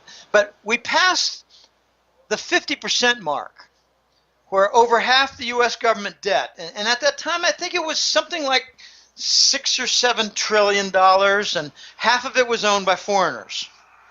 And that's when the TIC report, the Treasury International Capital Report, came out for U.S. Fed official custodial holdings of foreign central banks on their treasury bond assets.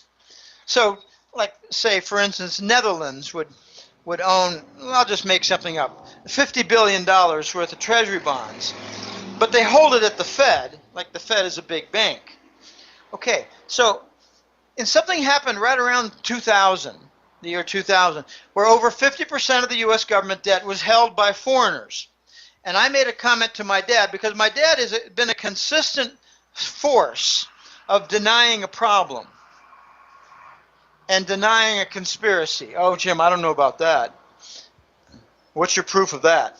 I said, well, I could show you a lot of things, Dad, but I don't think you'll accept it as proof, and I don't think you'll understand what some of it is. Oh, gosh, Jim, you can be really arrogant sometimes. I said, okay, Dad, let me explain to you the reverse repo and how that was not quite a real interest rate hike last December.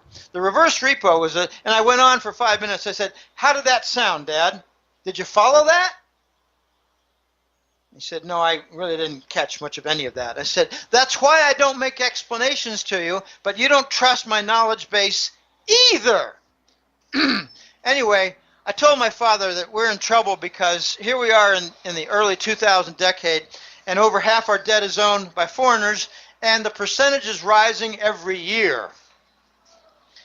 And then I pointed out to him a year ago that they stopped calculating the U.S. government debt limit. And I said, what do you suppose that means, Dad? Not a big problem, huh? And he said, well, gee, I don't know, Jim. Why do you worry about it?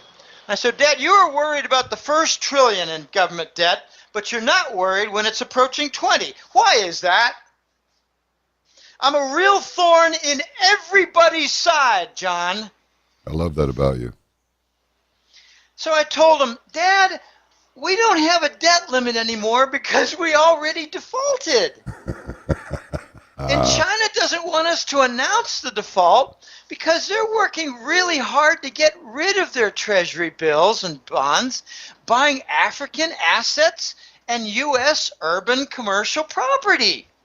What do you think would happen if we announced the debt default? Well, Jim, I'm not sure that's even possible. Then why do we not have a debt limit anymore, Dad? And now I'm not 13. I'm 63. Wow. So my arguments are more solid. My facts are more lined up. And he said, I don't know, Jim, but, you know, I get really tired about all this stuff. I wish you loved your country more. I said, I love my country. I love my country a lot. I want to see the vermin called the neocons to lose power so that we can have our country back. And he said, oh, gosh, Jim, why do you make it sound like some foreign entity is trying to control our country? We're all Americans. And I said, you really think George Bush and Henry Kissinger are real Americans? And he said, well, Jim, you know, I don't know. I don't really like talking about all this stuff. I said, Dad, I know you don't, because you don't know anything about it, and you dismiss almost everything I say. But when I have a client who sends you a $220 check and puts in a note so my dad can deposit in my bank account in Pennsylvania, that's how I pay my website manager, just little details. I got 30 clients who do that. Okay, that's how I pay my website manager.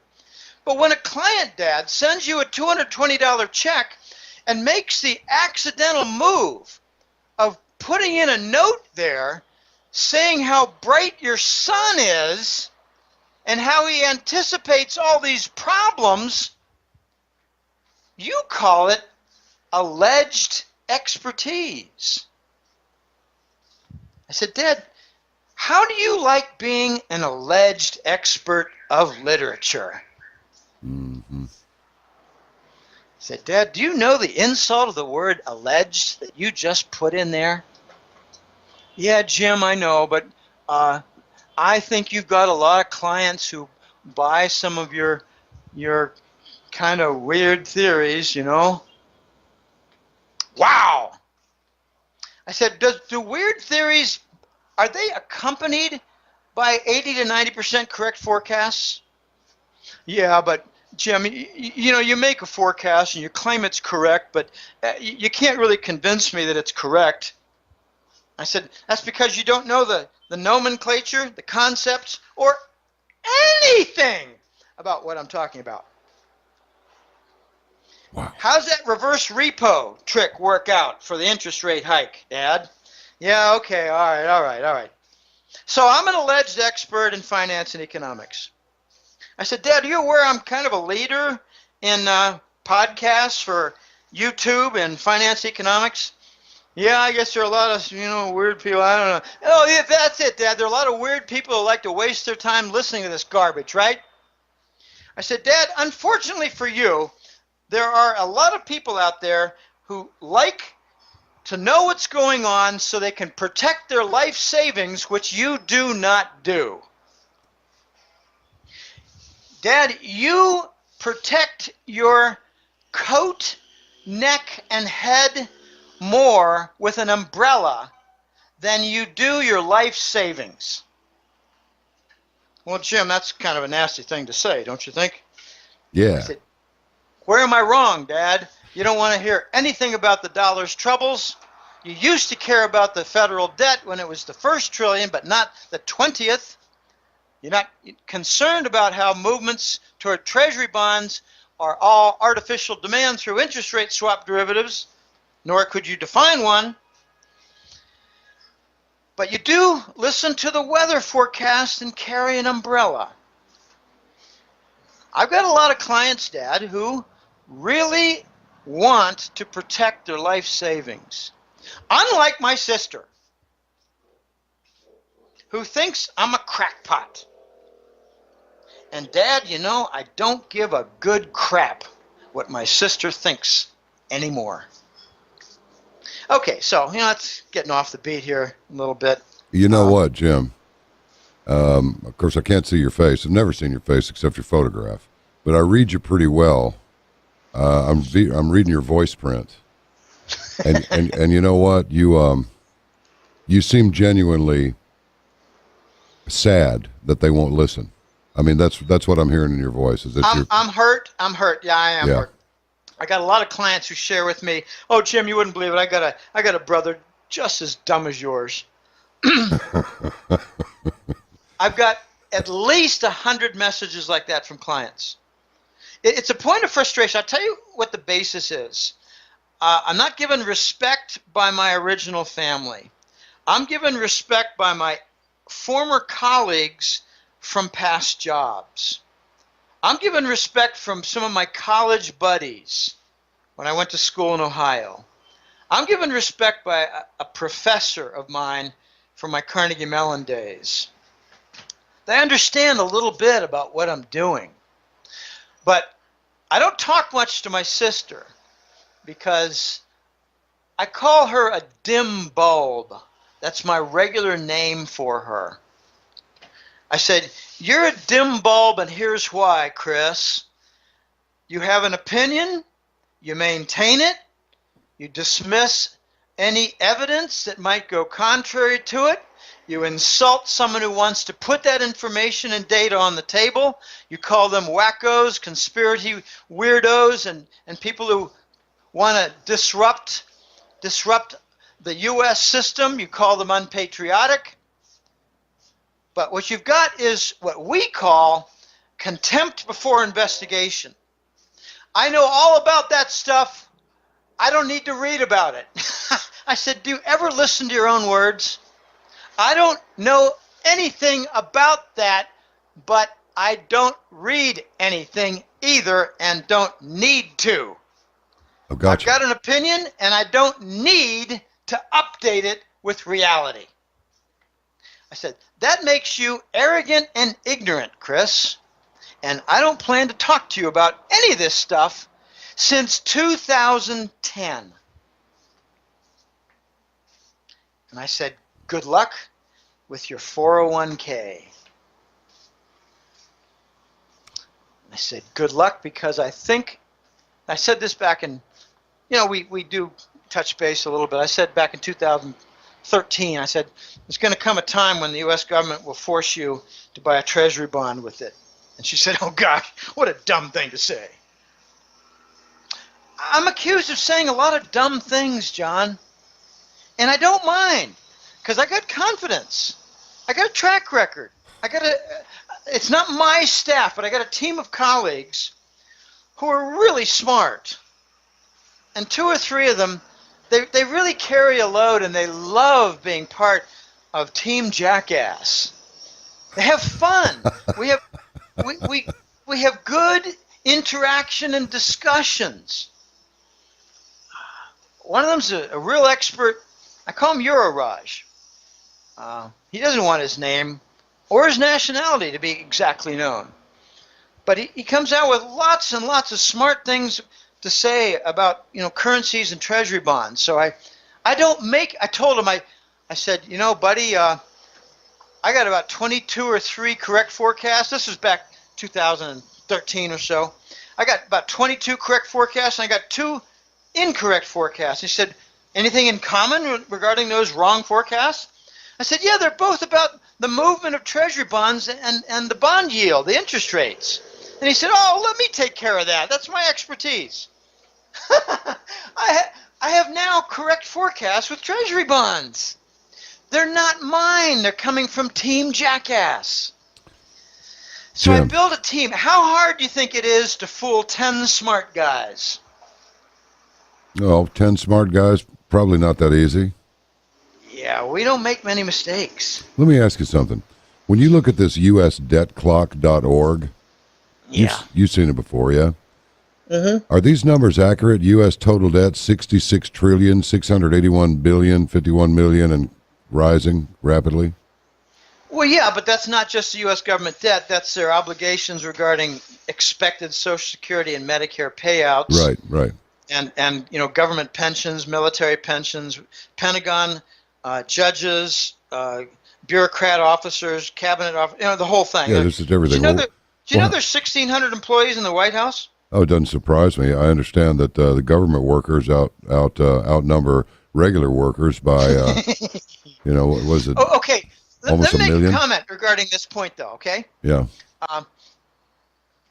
They come out in that same debt clock with a value of gold when it's factored in with that debt, correct? Yeah, and it comes out to $8,658 per ounce in the dollar to gold ratio now. Okay, well, the part that's missing in there that's quite interesting, Yes. and I'm a mathematician type. A statistician, a statistical analyst, is first a mathematician. And for me, I'm second a computer programmer. I have a bachelor's in computer programming.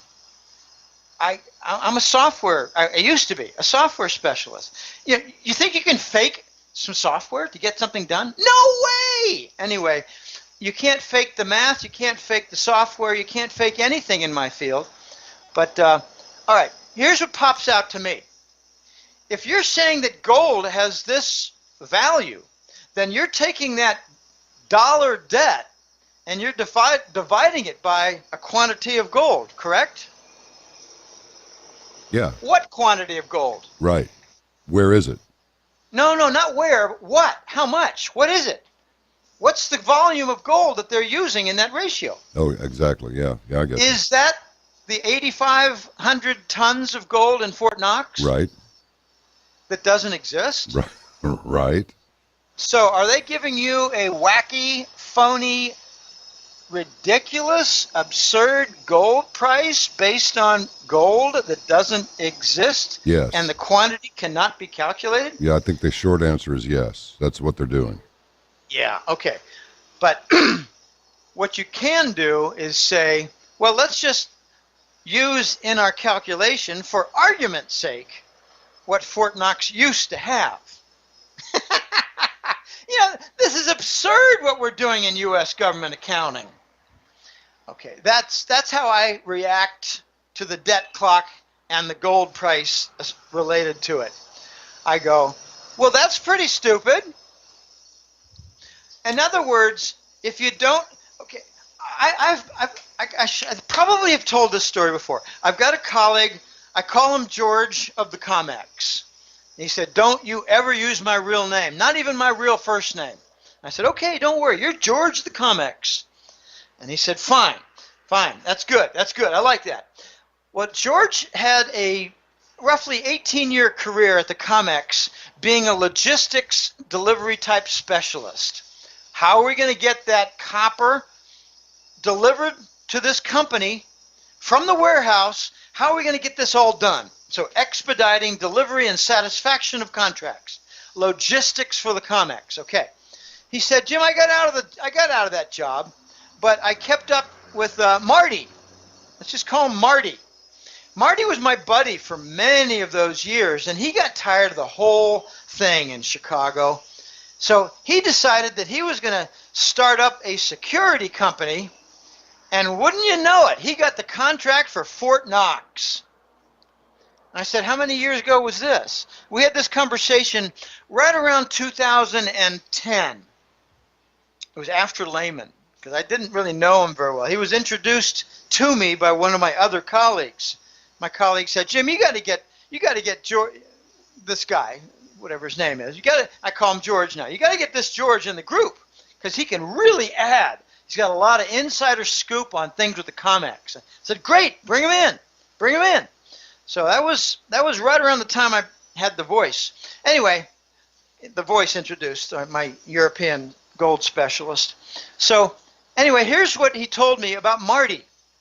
Marty had the contract for security at Fort Knox, which meant that he had command of something like a dozen men with shifts and all kinds of little problems to manage Fort Knox. You don't want break-ins into Fort Knox. And he said, Jim, you wouldn't believe what Marty said is inside Fort Knox. And I said, well, I'm pretty sure it doesn't have gold. And he said, well, it does have a little bit, just a very, very little bit, like what you would call a few drops. I said, okay, so it's not 8,500 tons. He said, oh, no. It's a couple barrels of coins, a couple of standard beer barrels half filled with coins. And I said, gosh, that doesn't even sound like $1 billion. He said, yeah, it might be $1 billion, might be $1.5 billion, but it's not the 500 billion that you'd have with 8,500 tons of gold bars. I said, okay, George, get to the point. What does Fort Knox have? What are they storing there? What are they protecting? What is Marty protecting with his staff of crack specialists? And he said, nerve gas. Wow. We took a gold repository, John, and converted it into a nerve gas warehouse. Nice. And we're one of the biggest manufacturers of nerve gas in the world. We're not still making that VX stuff, are we? I don't know what we're making. Okay, but okay. That's why we invaded Iraq, to recover our nerve gas. Well, that Saddam bought from Papa Bush. I tell you, this is some kind of fun. All right. So, President-elect Trump is going to inherit a plate of unpalatable financial poo. Now, poo. Yeah. You are so politically correct. Yes. Well, this is a children's show. It's nasty poo, John. Yeah, it is. Well, let me ask you this. Go ahead. Can anybody preside over what you predict will happen? Well, yeah, but he not only must be smart like Trump is, we've got someone who is very well qualified to reindustrialize the country. Notice that in his speech he said, I'm going to go out there and tap the best talent. We're going to look for opportunity and potential for this economy because we have a lot. He's describing the reindustrialization of the country. But what's the downside? What is he also going to have to deal with? Well, Mr. President, we need to have a meeting because in the last week we had 250 gas stations explode with domestic violence because of all the shortages and the price increases. So Yeah. what do you think we should do about all these people that we're arresting for blowing up gas stations? Send them to Detroit. Just kidding. Well, we can't put them in the U.S. military and give them rank No. because I think that's going to be largely disbanded. I know. And that's Send going to be them. one way we reduce the federal deficit. I've talked about the trade deficit and the difficulty in managing that with, accelerated new company development and exports of output. But the federal deficit is going to be covered, I think, from confiscation of the pension funds. Yeah, that would be helpful, wouldn't it? Well, IRAs, 401ks, and KIOs, I'm not sure. I think it's the savings, the total savings per year from all the different people in the economy. I think it's close to $1 trillion. I know it's in the several $100 billion range. Yeah. So we might actually manage well our federal deficit, but not the trade deficit. That's the monkey. That's the monkey on our back. All right. But Trump is going to have a lot of trouble, John, with difficult decisions on managing order. Oh yeah, I'm sure that's true. But look, I know even if you really do know, even if you had this information and it was solid, you probably wouldn't release it because it's potentially too chaotic. So let's just keep it in the realm of what do you think? Do you have any? What's your algorithm tell you about a timeline until we hit a very serious bump? Because we've been hearing about the economy is going to collapse now for, I don't know, 3 years, more than that. John, the timeline involves events. You're looking for dates. Kind of, yeah. And I loved the learning that I had from General Schwarzkopf. You remember the Iraq War, and he was on television almost every night like a rock star. Oh yes. Okay, he taught me about the event schedule. He said, I don't know when this is all going to be done, but here are the steps we need to get done in order for this thing to be resolved. And we've got 2 of the steps done, and there are about 5 remaining. Okay, so let me rephrase your question. What is the event that's going to cause a tremendous amount of disruption and chaos within the U.S. economy? The answer is when trade payments are no longer done in dollars. Yeah, that's it. And we have a domestic dollar that's vulnerable to our trade deficit. That's the event. That's why I described this event earlier in the interview. That's why I described the difficulties in reducing the trade deficit through capital development, business creation, hiring, output, and export, which will produce tremendous shortages.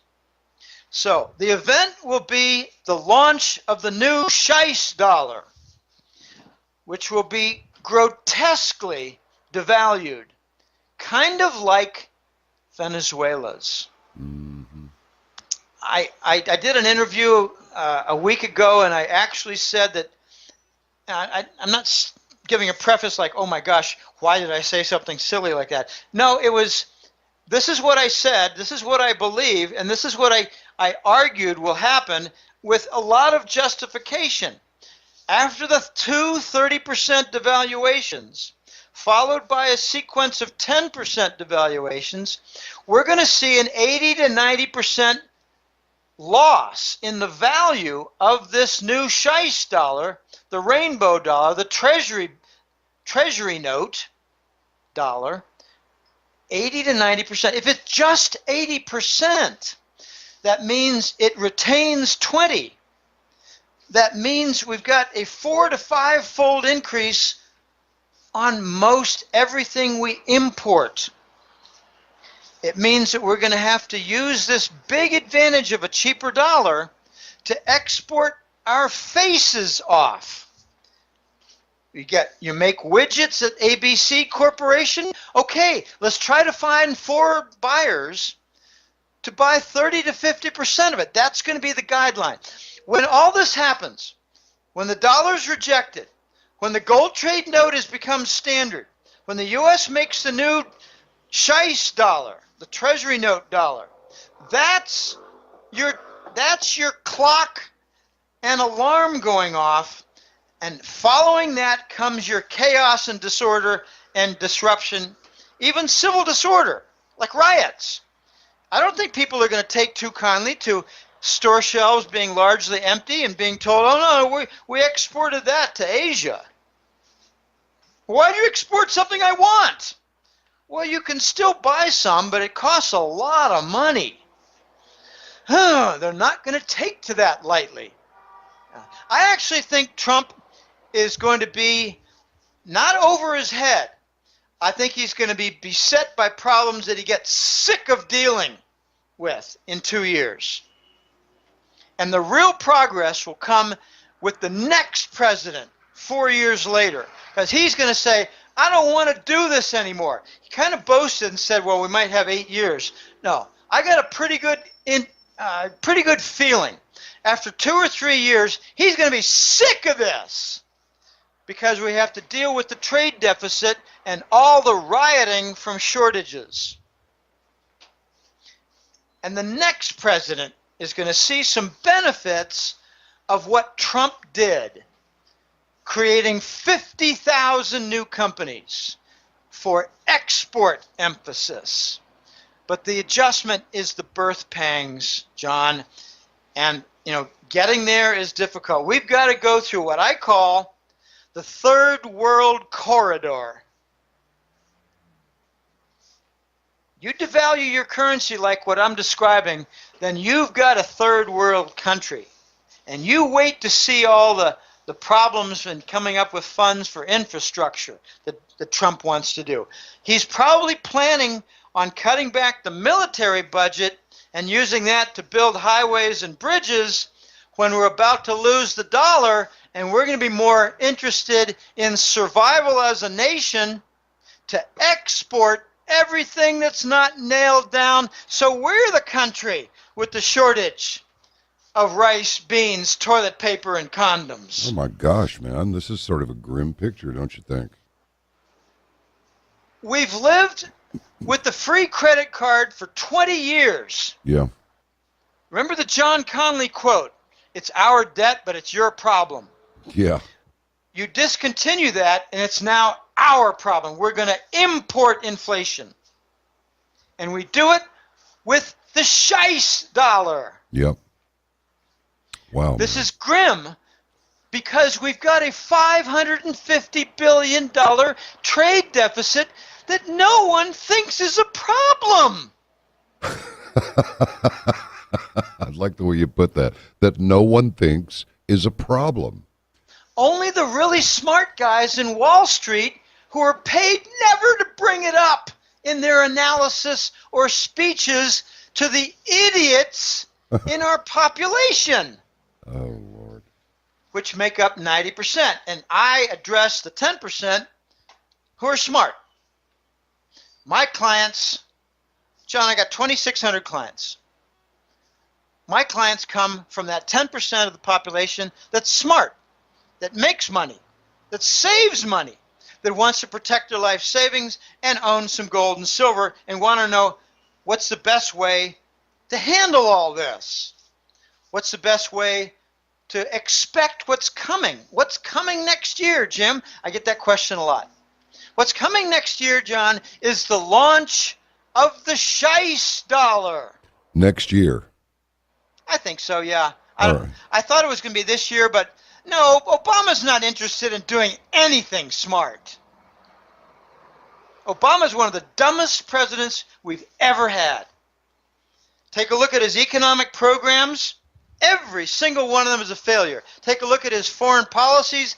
Every single one is a failure. You can't blame it on the housing and subprime bond problem. No. Obamacare had ulterior motives. Obamacare was not just low-cost insurance for his jobless constituency. Now, Obamacare was a forced financial statement of all foreign accounts, including everything. Obama is an opportunity, perhaps, of installing that chip in your upper left shoulder for tracking you like a piece of cattle, a unit of cattle. I'm going to do my dead level best to avoid that little ID implant in my upper left shoulder, because I suspect it's also going to have a drug release. Because I'm cynical. I find that most of my cynical thoughts have come to pass. It bothers the heck out of me. You know, we've got so many different Big Brother items out there. Did you ever think that when you passed in your car a billboard, that the billboard would do some monitoring of your cell phone? Did you ever think that would happen? I didn't. No, they're very inventive. Did you ever think that they would make a drone that looked like a mosquito and could fly around and inject a nasty chemical in a bad guy? A drone that looked like a mosquito? Did you ever think that could happen? No, we're very inventive in this U.S. fascist state in doing devious, nasty things. So therefore, I try to think of what devious and nasty thing could they try to do to me? And usually it's just a year or two away and poof, there it is. I thought they were going to seize and control our pension funds. I thought that 5 years ago. Gosh, Jim, that's a very cynical thought, don't you think? Yeah. How do you think, sis? How do you think, sis, they're going to manage to finance a $1 trillion annual budget? Oh, we'll never have a $1 trillion annual budget. That's another stupid thing you're saying, Jim. I get so tired of talking to you. Wow. Do you think she likes to get a phone call from me where I say, told you so? No. We don't talk anymore, John. Well. How's Dad doing? How's Dad's neck? How's Dad's energy level? Does he talk about me much?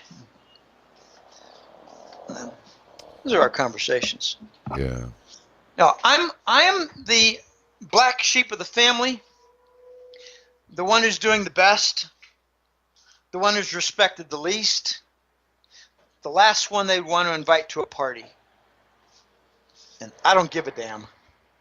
I got you. So we're thinking... I mean, John, with your kind of personality, I imagine you alienate a few people. What do you mean? What's that supposed to mean? Come on. How do you get along with your brothers and sisters and uncles and aunts? You that's try to warn them about things, and they tell you you're a worrywart or you're a conspiracy nut. No, but the answer to that question on its face is very simple. I don't have any, but I do have a brother or sister. No, but I do have some favorite cousins, and my cousin Steve said, I was talking to him a couple of weeks ago, and he said one of my bandmates, he's a spectacular musician. He said one of my bandmates was talking about you, and I said, yeah, that's my cousin. Wells is my cousin. He goes, no. He goes, I'll get him on the phone. So we talk, and he said, 30 years ago, I was listening to you talk about this stuff, and I thought, oh my gosh, you're so wacky. He goes, and as it turns out, it was all true. So, got a little reprieve from the cousin, but no brother and no sister. Only child. That's me. Well, the trouble with having a brother and sister, this is going to be, very honest and open. They saw me belch.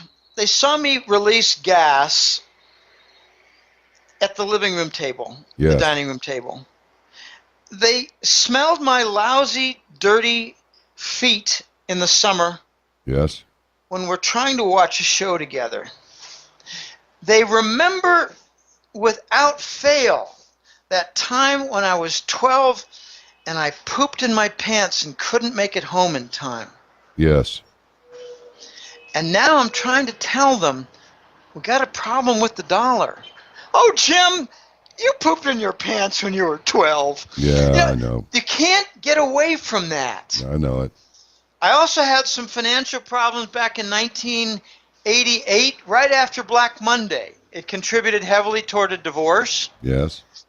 And they say, gosh, Jim, I don't want to listen to what you have to say now. I don't care if you say you boned up and became a bit more of an expert. I don't care about it. I don't care. All I remember is after Black Monday, you lost a lot of money and Kathy left you.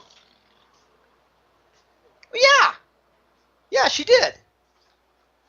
And yeah, I lost some money. Yeah. Was I alone? No. Did I learn something? Yeah. Did I repeat the problem? Let's not go there.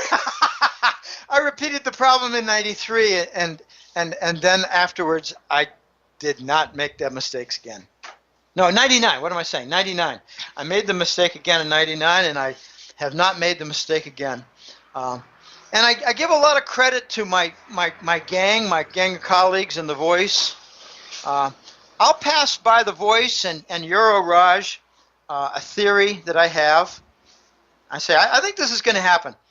And it's going to be an offshoot, say, of the Germans saying we've had enough of you Americans messing up our economy and our political structure. I said, we're going to see these three things happen. What do you think? So I run it by them, John. I'm not alone saying, well, gosh, I don't know what to do. I don't know what to do. I think I'll do this, and what the hell? I think I'll double down. No, I'm not doing that. No. I'm not doing that. So my sister doesn't want to hear about it. I don't really care to get my sister's respect anymore. I've gone to the point, and this is a bit nasty, and I do have a harsh side. I want to see her a victim of bail-ins. A victim of what? Bail-ins. Oh, gotcha. Oh, Lord. Then maybe she'll listen to your thinking. Oh, yeah, but she won't be listening to anything I say because I won't be talking to her. Yeah, gotcha. Well, I want her to realize what I've been warning and have it touch her life so that then she has to make up some lost ground and might, through my father, if he's still alive, he's 97 now almost. amazing. Next month he'll be 97. He's still active. He's still lucid. And I'm telling him, Dad, I think when I'm in my 90s, I'm going to be in good shape and lucid too. And he said, yeah, Jim, you're doing okay physically. That's good. I said, yeah, and I drink a lot more milk than you do.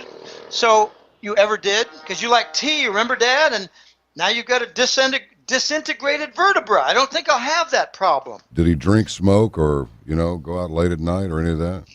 No, he didn't do any of that. He would have some drinks at cocktail parties, but it was never. I never really knew him drunk, not once. So that's not it. Not a problem. So I tell him, Dad, I'm taking certain vitamins and minerals, and I'm actually slowing down the aging process. So when I'm 90, I still might have 2 or 3 girlfriends. And he said, oh, Jim, good for you. Good for you. Okay, good for you. When I was young, John, this is funny. I get kidded a bunch, and I like to mention I know 2 or 3 gals here, and they're very, very nice. They're younger. I said, call me the Padrino. Padrino is Spanish for Godfather. I think Italian has the exact same word, Padrino, Godfather. But I said, Dad, when I was young, I really didn't have girlfriends. I really didn't. I was, me, I was playing sports and studying, trying to be the best in school. Try to be in the top 10. And I did. I succeeded in that. I was in the top 10, John, out of 400 high school students. That's how I graduated. So I did well. I did not have girlfriends. I did not go to the prom. I was depressed on the night of the prom, and I remember it like yesterday. I remember going for a walk, almost crying. 17-year-old kid. And my sister helped fix me up. My sister and I used to be best buddies. She fixed me up with her. She was 2 years younger, so it was perfect. She fixed me up with some of her girlfriends. I went out with a couple. I didn't know what I was doing. I didn't go to dances. Anyway, so I'm working hard to help a couple gals, lift them out of poverty. They're my buddies. They're my friends. I care about them. When they're hurting, I'm hurting. I care about them. But I'm going to be staying in good shape. I got one gal, John, who says the funniest thing to me once in a while. She said, Jim, you may be 32 years older than me, but I think you're going to outlive me. Wow. I said, you mean when I'm 90, you're going to die at age 60? She said, I don't know. You're like a rock. And I said, yeah, well, I've got my vulnerabilities. I've got a curved spine and a bad left knee. Come on. But anyway, I'm getting a little you're personal feisty. here, That's John. what does it. Okay, so look. I mean, I don't mean to go all simplistic, sophomoric, immature, and maybe even juvenile here, but are you saying get away from the paper money and get some metal stacked up, or what? I'm saying this was actually related to me only 3 days ago. The voice said to me, Jim, it's incredible what's happening.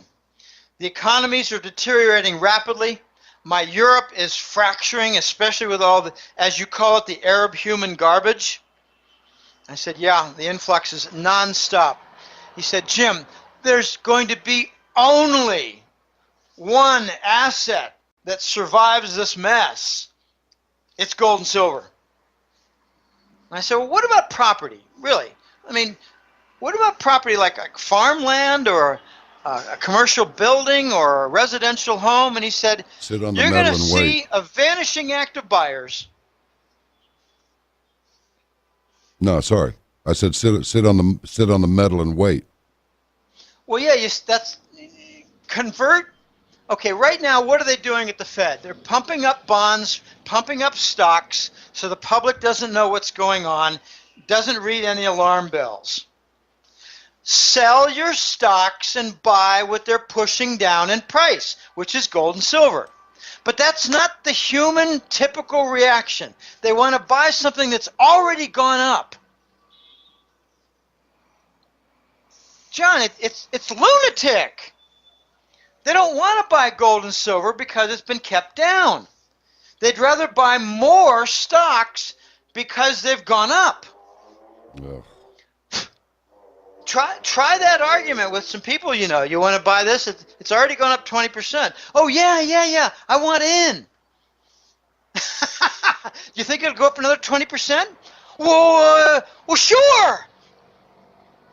Well, why not buy gold and silver because the dollar's going to die? Oh, come on. You say the silliest things. Let me ask you something, Jim.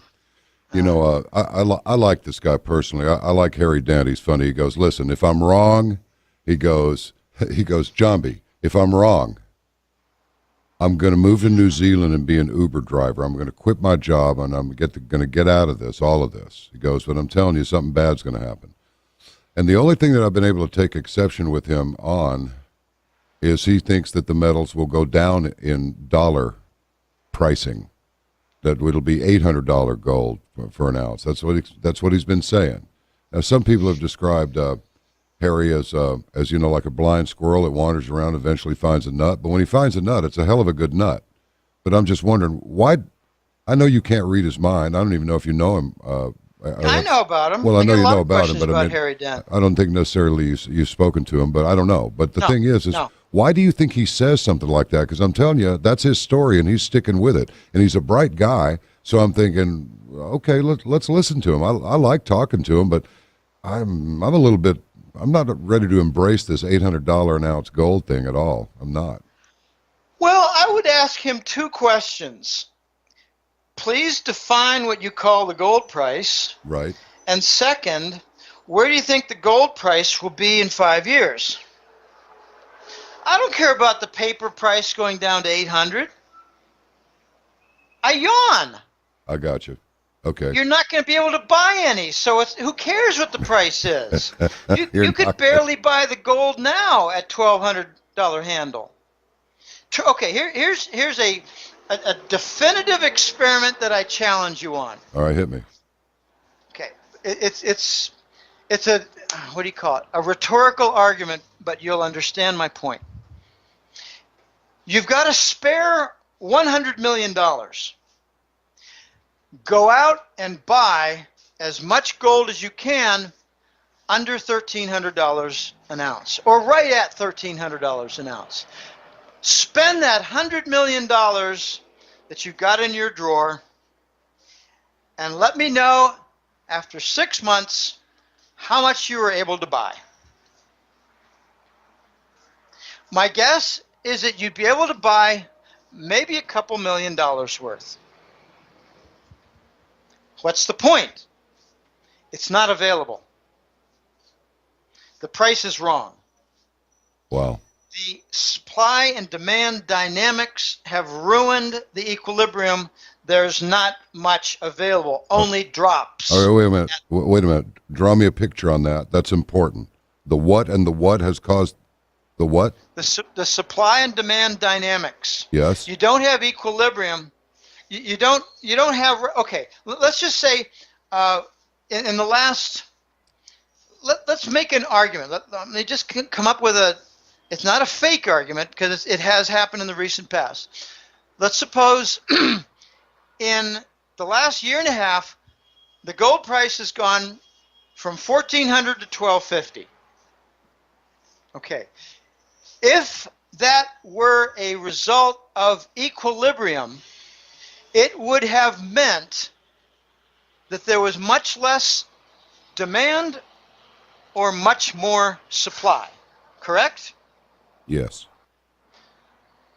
During that time, we have seen a monumental increase in demand and a near disappearance of supply.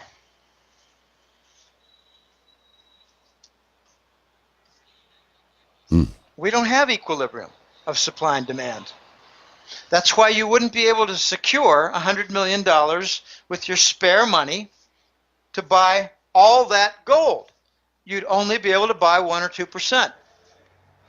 And you'd be left sitting with a lot of money and only a little gold and frustrated. You cannot find that much gold. I got you. They've got the supply-demand dynamics all screwed up. What about silver? Ditto. Okay. It's the same story, except the demand for silver is much more robust because there's industrial demand. There's still photographic demand. The emerging nations, they might have some digital cameras, but their middle class are still developing photos. And they're still in the United States developing photos. There's still silver. The funny thing about silver is that you might lose one application, like film processing, but you immediately start seeing things like, well, gosh, now, 2 years ago, there was a new application for silver in pressure-treated lumber to make it insect-proof. And they're expanding the daylights out of medical applications with silver. So, and now you got a new application of solar panels with silver. Silver's not going away in industrial demand. It's just going to shift around from the locations of the demand. And it's very interesting, very, very interesting. John, society here, the society that we live in for these few years, it's the same one that 200 years ago was looking to replace silver. It's the same one that 100 years ago, and 50 years ago, and 20 years ago was looking to replace silver. They never did. Silver is the magical shiny metal, and gold is the inert, very valuable metal. I got you. So, all right. Whatever you've got in stocks, bonds, annuities, CDs, whatever. Yeah. If you must categorize it as paper, you better be careful in the next year or two, and probably the next several months, because I pretty much guarantee it's going to go down in value. What are you earning on your CD, John? Are you making a full percent? No, I don't have any CDs. They're not paying anything. They haven't paid anything since the 80s. Right. And neither do I. But my dad does. And CDs? he doesn't mind making 1%. You'd never guess what he says. Dad, do you mind making only 1%? What do you think he says? I'm painting my dad to be a dumb guy. He's not. He's a very smart, like probably an IQ higher than mine, but I truly believe I've developed mine a little more broadly. What do you think he says as a response for, Dad, do you mind making 1% on your nut of $600,000 in CDs? Hey, Do you mind making 1%, Dad? Yeah. You know. What does he say? What? Jim, I'm supporting the system. Of course he said that. I'm supporting the system. You know, that's interesting that you say that. A guy that I've known for a long time sends me a text message the other day, and he says, essentially, he says, "You're a dumbass. All the three-letter agencies, they got your computers, they got your phone, and everything." And so, I gave him a good solid reaming, and you could hear. I go, oh, well, that sounds like Wells's reamer, way over yonder. But here's the thing. You know what he said? He said, of course, he's in the tank for Hillary. And one of the words group of words I was really surprised to hear him say was, support your government. Stay out of these investigations about what they're doing. I couldn't believe it. I could not believe it. I mean, I'm fond of him from the standpoint of our friendship, but when somebody tells me something, I can't even. I got to tell you. Your mouth hangs open. I know. You just go, whoa, what? You just can't believe it, I know. And I'm not even sure what I would talk to a Hillary supporter about. Even if it wasn't politics, because you can spot somebody that has that left leaning. It's visible. It's physically observable. And I've got a extended family member who's ex-military. Yeah. Okay, he's a cousin. He said to me, Jim, you really sound ex-patriotic. You sound like you're not patriotic. Oh, brother. I said, no, I'm very patriotic. I want to clean this country up and let's start over again. If it means a new Congress, hey, fine. We'll make a new system for Congress. If it takes a tribunal, fine. Let's just do it. But let's get honest about what's going on in this country. And he said, Jim, you're unpatriotic, and I don't like talking to you because you sound like you're enjoying the downfall. And I said, no. What specifically do you think I'm doing wrong that's unpatriotic? And he said, you're criticizing your leaders. And I said, well, what if they're corrupt, and what if they're guilty of a coup d'etat with a mass murder event? And he said, well, that would be different. And I said, that's exactly what I think happened. He said, oh, not 9/11 again. John, you can't. So anyway, I went to Cato, my U.S. government ex-military buddy, smart as the dickens, very experienced. He could tell you stories for an evening that would make you have difficulty sleeping about his experience. But he knows National Security Agency, he knows Homeland Security, he knows a bunch of different things. He knows Army Rangers, and he'll tell you all about what happened to Pat Tillman, the former Cardinal from Arizona, football player, NFL. Anyway, I said to him, Cato, what do I tell my cousin who's ex-military, who tells me that my criticism of the system and our leaders is unpatriotic? He said, no, Jim, it's not a matter of following orders from your leaders and falling into rank and saluting. He said, your cousin forgot the first order of business in the military, protecting the country from threats, foreign and domestic. And he said, that's where 9/11 comes in. I said, I know. He said, these neocons They've taken over our country, and they are the parasites who will kill the host unless we get rid of them. And I said, I think Trump might actually get rid of a lot of them. And he said, oh, yeah, until he encounters the reality that if he goes too far, they'll kill him. I said, okay, so it's a tough balance. So he's got to make progress without being too complete. And he said, something like that. It's just going to be very challenging for him. You're going to see the frustration after 1 year. Well, I'll tell you, I think we need to make it clear. I think we need to make it very clear that we're not going to have another JFK deal. We're not going to have anything blamed on the Russians. We're not going to have anything blamed on the hardcore Islamics. No, we're not. We're going to have instead just some stagnation on the reform side. Why aren't we doing more to clean up the Wall Street banks? Well, because you want to save the banks while you murder the economy. That's why. Because they're idiots. Well, we're going to get under this reindustrialization, and then there'll be complaints. Well, why can't the wages be higher? Sure. Why can't we clean up these banks? And we still have the defense contractors making weapons that don't work. The answer needs to be because of the great leaders that you put into, like Obama, who managed to double $8 trillion, double and more.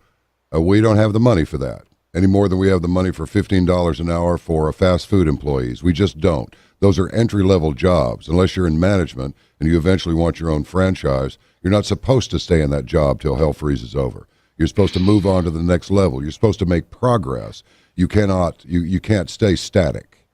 And I think that we need to make it clear that you cause any harm to Donald Trump, we'll find you and we'll cause harm to you big time. I think that these people are afraid. As long as they had Obama, the great leader, who's as great a leader as that piece of communist crap, Nelson Mandela, that all the liberals just suck up to as if he's some great leader. And he's not. He was a communist who orchestrated the destruction of that country under the tutelage of George Soros, who started sleeping with F.W. de Klerk, and they were going to try that same model on this country. And I'm going to continue to bring up South Africa, not just because my girl's South African. It's got nothing to do with it. I was there. I saw what happened. I know what happened. The same thing they're saying about the same crap that the Black Lives Matter people are saying. Their people are idiots.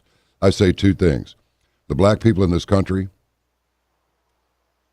that are with the program, we need to protect them. Donald Trump is the biggest threat to the neocons that has ever walked, who's about to walk through the doors of the White House, and he needs to be protected too. And we need to make it very clear. We're not going to tolerate anybody threatening this president. The people have spoken. The left can deal with it. Hey, what is it you do when you run out of people to screw? I know, yourself.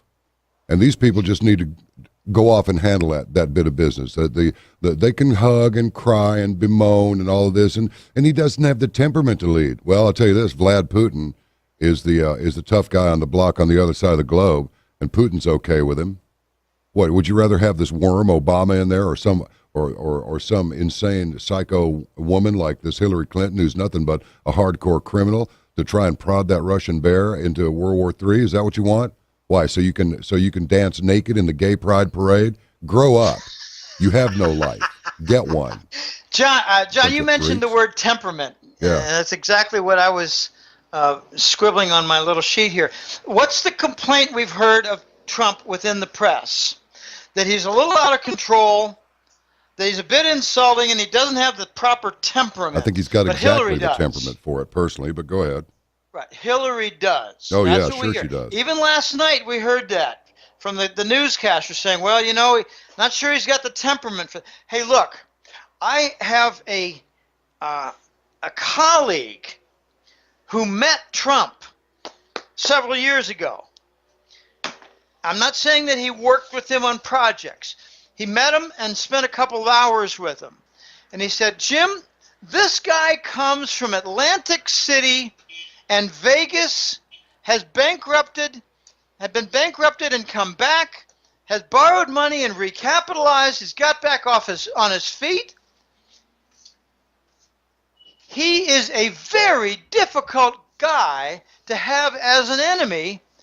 He is going to instill a bit of fear into his enemies. Good. By his mere background of coming from very tough Atlantic City and Vegas. Have you seen this meme about him? Well, look, Jim, there's this meme. It's so good. He's sitting, there's Mr. Trump sitting in his limo, and he's got a Glock. And he's pointing out the window, and he says, you know that thing that he was talking about, let's say the P word? It used to be perfectly acceptable when you were describing a cat. Okay? He says, get in. He says, get in, P word. We're making America great again. He's holding his Glock. And I'm thinking, I like this guy. I like this guy, and I like the guy who recognizes the guy that Donald Trump is, and I like that meme. It's good. So anyway, I digress. Last night there was one demographic group. They identified a few. They said that the men without college, men alone, men without college, and those who wanted change. They call them change agents. They voted very strongly for Trump. But there was another group for Trump that was significant and made a big difference, and it was suburban women. You bet. They voted for Trump, and the attempt by Hillary to use the P word, he grabbed my P.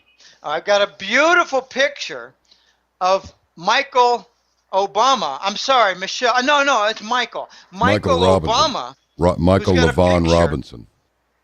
Michael Robinson, right. Michael Obama, 1983 middle linebacker, Oregon State University, by the way. And he's got a placard and said, Trump touched my penis. Okay, so now we know all about Michael, but 4-year-olds run for it. Here's what happened.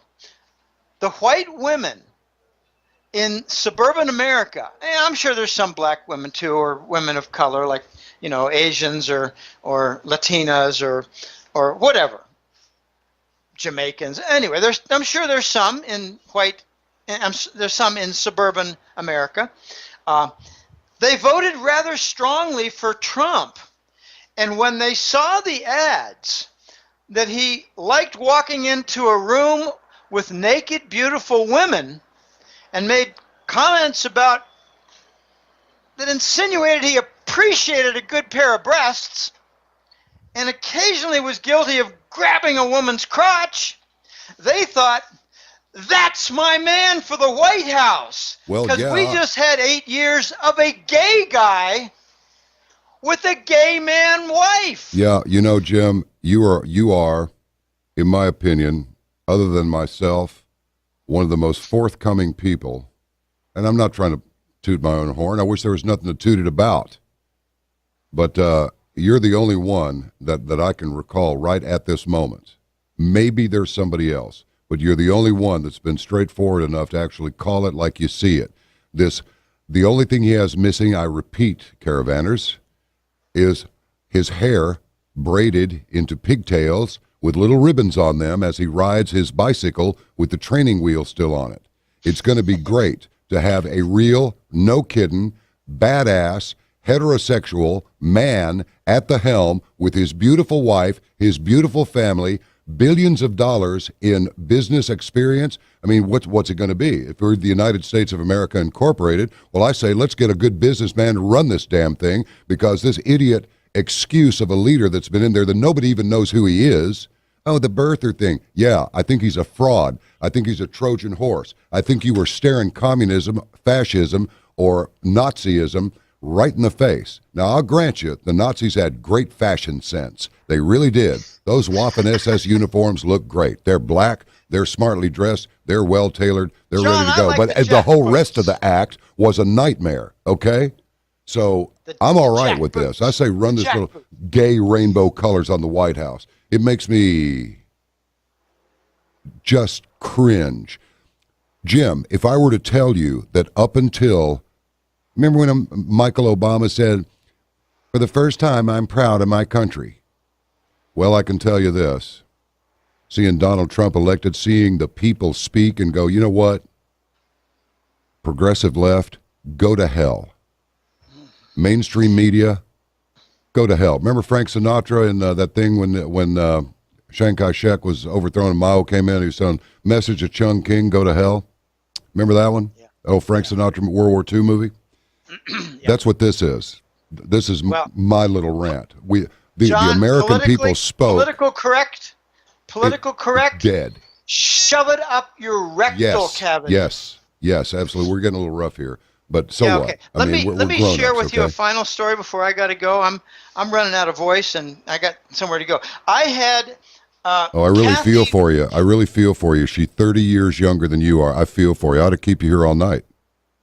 No, I've got an ex-wife. Okay, never mind. Jim, I was kidding. Go ahead. Okay, ex-wife named Kathy. All right, I was married in '85. And Kathy was not quite during the marriage years what she was before the marriage years. Can we say that?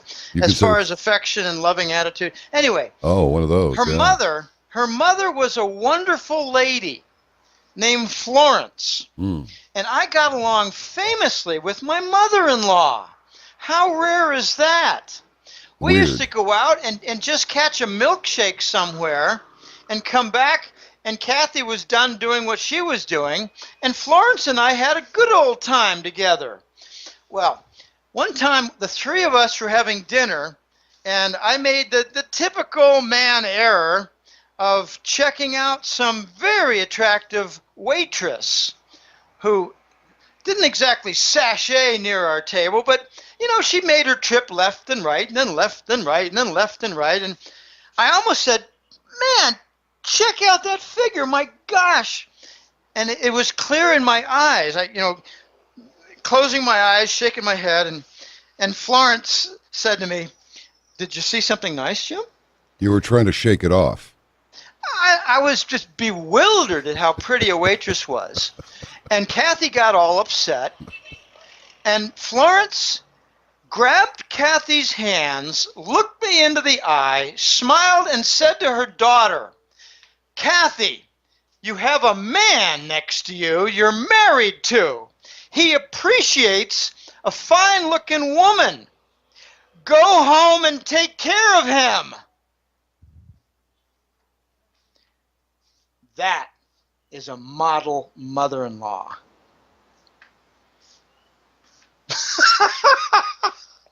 Wow, I can't believe you heard that from your mother-in-law. I mean, I think that's astounding. It really is astounding. Kathy's mother. Yeah. Well, you don't want to show disrespect by looking, but it's like, listen, I have no doubt that our Creator is He with a capital H. He designed the woman, okay? He took the rib from Adam and he made Adam a companion, a helper. Do we think that it is some sort of Darwinistic quirk that made a woman walk the way she does, where from her hips down goes side to side as her feet go forward? I think probably he did that. I don't think the devil got into the design chamber, decided, I know how to induce some sin. I'll make her walk like this. I mean, come on. Well, don't leave out what's below her shoulders either, John. Stop that. Come on. It's not fair sometimes. And, where a woman becomes guilty of the flirtation and the whole image is with the high heels. I mean, medium heels, a little more, and you've got a change of that curvature, and it's not fair. They should be illegal. I actually have a joke that I say to my Costa Rican gal. I said, don't wear those tacones. Tacone is high heels. Right. No usa las tacones, Viviana. ¿Por qué? Son lindas. Why not? They're pretty. They're sexy. And I say, can you run to avoid an assault? And she said, no. And I said, then don't wear them. Yeah. Hey, let me ask you something. I don't know your real name, and even if I did, I wouldn't say so. It's Jim. Yeah, I know. Are you Italian? Are you Italian? Are you Italian? No, I'm the next best thing. Okay. What's that, Irish? Yes. Okay, I got you. Okay. The Irish and the Italians have a very great emotional bond. And that's why the Irish don't get along with the British. Yeah, I get it. We're not cold. Well, I'll tell you what. We're fire breathing. In my opinion, you are Il Pedrino of the straightforward straight shooters. You really are. And it's always good to talk with you. Look, you've been real generous with your time. Normally I can't get 2.5 hours with you, but I'll tell you, every time everybody likes it, and I sure did. So thanks, Jim. Now quickly, tell us about the Golden Jackass. Tell us about your Hat Trick newsletter and what people are going to get when they become members. Okay, I'll be very brief. It's 12 and a half years on www.goldenjackass.com. There is a main page, a public domain page. It has some interviews. It has some public articles. I actually put on there a couple days ago. Upcoming is J.B. Wells and Caravan to Midnight. So I try to have a preview of what's coming.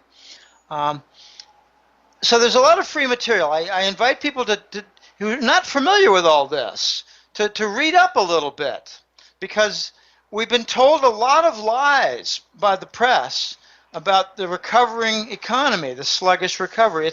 We're caught in 7 consecutive years of a vicious recession. Yes. And we're being gutted, and the neocon fascists, I like calling them Nazis. I get criticism for that, but they're fascists. Yes, they are. They've gutted their host. They've almost killed their host, and now Trump wants to rescue it. But anyway, if you are familiar, then take a look around at the free material and sign up for the Hat Trick newsletter. Every month there are 2 publications. One's called the Global Money War Report. That's about defense of the dollar, and we're losing the defense. And the other report is the Gold and Currency Report. A lot of details about the gold world, and that's where I include most of the Eurasian trade zone development, the development of the bond between Russia and China, and bringing in the BRICS alliance nations, emerging market nations, and a lot more. So it's the Hat Trick letter with 2 monthly publications, and it's 6-month subscriptions. And I always like mentioning my 2 favorite compliments. I listened to a lot of your interviews, read some of your public articles, and finally, after about 2 or 3 years of following your work and seeing that you were on for some of the forecasts, in unusual forecasts, unconventional forecasts, I decided to sign up for your newsletter, and I don't know why I waited so long.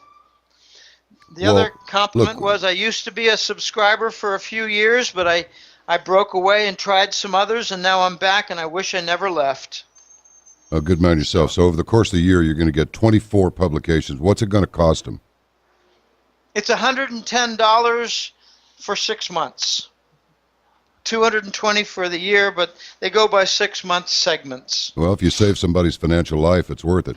Okay, my friend, listen, what I was going to tell you a while ago was when Michael Obama said that for the first time in its life, it was proud of its country. I got to tell you, up until last night, I looked at my country's flag with sadness, and I thought, we are perpetrating so much ugliness around the world, and this government is so corrupt, I have to turn my eyes away from the American flag.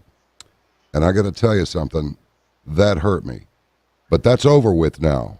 I am proud of my countrymen now, again, proud of them, proud to be one of them, proud of my country again, because the people said, we're done with this, you're out, hit the road. So, good talking to you. Say goodnight, Jim. I'm proud of my Pennsylvania, which tipped us over the 270 mark. You bet. Let's not forget what Barack Obama said to compliment Mike. He said, quote, "The end of the republic never looked so good." Bastard. Well, he failed at this just like everything else. Take care of yourself. When I see the flag, John, of red, white, and blue, I think the white stripes are cocaine. I think the red stripes for the Bush family, the cocaine monopoly that they have. I was thinking blood, but go ahead. No, the white is the cocaine. The red is the flow of blood from endless war. And the stars should really be swastikas to represent what the bankers follow. So now let's change back our flag. Yeah, let's turn it back to purity, the blood that was spilled. And what's the blue one? I don't know what blue stands. I think it's just background for the stars. No, it's not. The colors mean something. What, I just put the wrong. Oh, maybe it's the ocean. Maybe the ocean for the naval vessels for during the Independence War. No, that's not it. That's not No, it. I don't know then. I don't know. Oh, hold on, you're going to know. Oh, it's the Blue Bloods from Boston. No, it's not. I don't know. Hold on, I'm about to tell you. All right, here you go. The colors of the pails, the vertical stripes.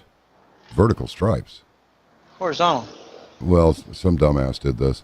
Are those used in the flag of the United States of America? White signifies purity and innocence. Red, hardiness and valor. And blue, the color of the chief, signifies vigilance, perseverance, and justice. I like it. Well, that's what do you mean the kind of vertical weird stripes? description of blue. I think my ocean fits better for John Paul Jones. Okay, anyway, that'll work. Anyway, that's okay. That's okay. It's okay. You remember Rowan? You remember Rowan and Martin? Yeah, very well. All right, say goodnight. Say goodnight, Jim. Good night, Jim. Stay safe out there. All right, John. Thanks for having me on. I appreciate it. It was a lot of fun. Thanks for being here, brother. Take care out there. All right. Bye now. Bye-bye. You know, I really mean it. Sorry, Mr. Lamb, about that dumbass thing. I'm trying to rope it in, but it's hard. I just want to say one more time. You got me right there. As for the progressives, the liberals, I feel sorry for you. And frankly, I pity you. May you be blessed with a change of heart and a brain that fires on all six. God bless you. God bless us, everyone. God bless the United States of America. Let's put some emphasis on united. Caravanners, people like you are in the world to protect people like those who lost their election last night. So remember it. Be seeing you. Oh, and by the way, to hell with the so-called Illuminati, too. Get me?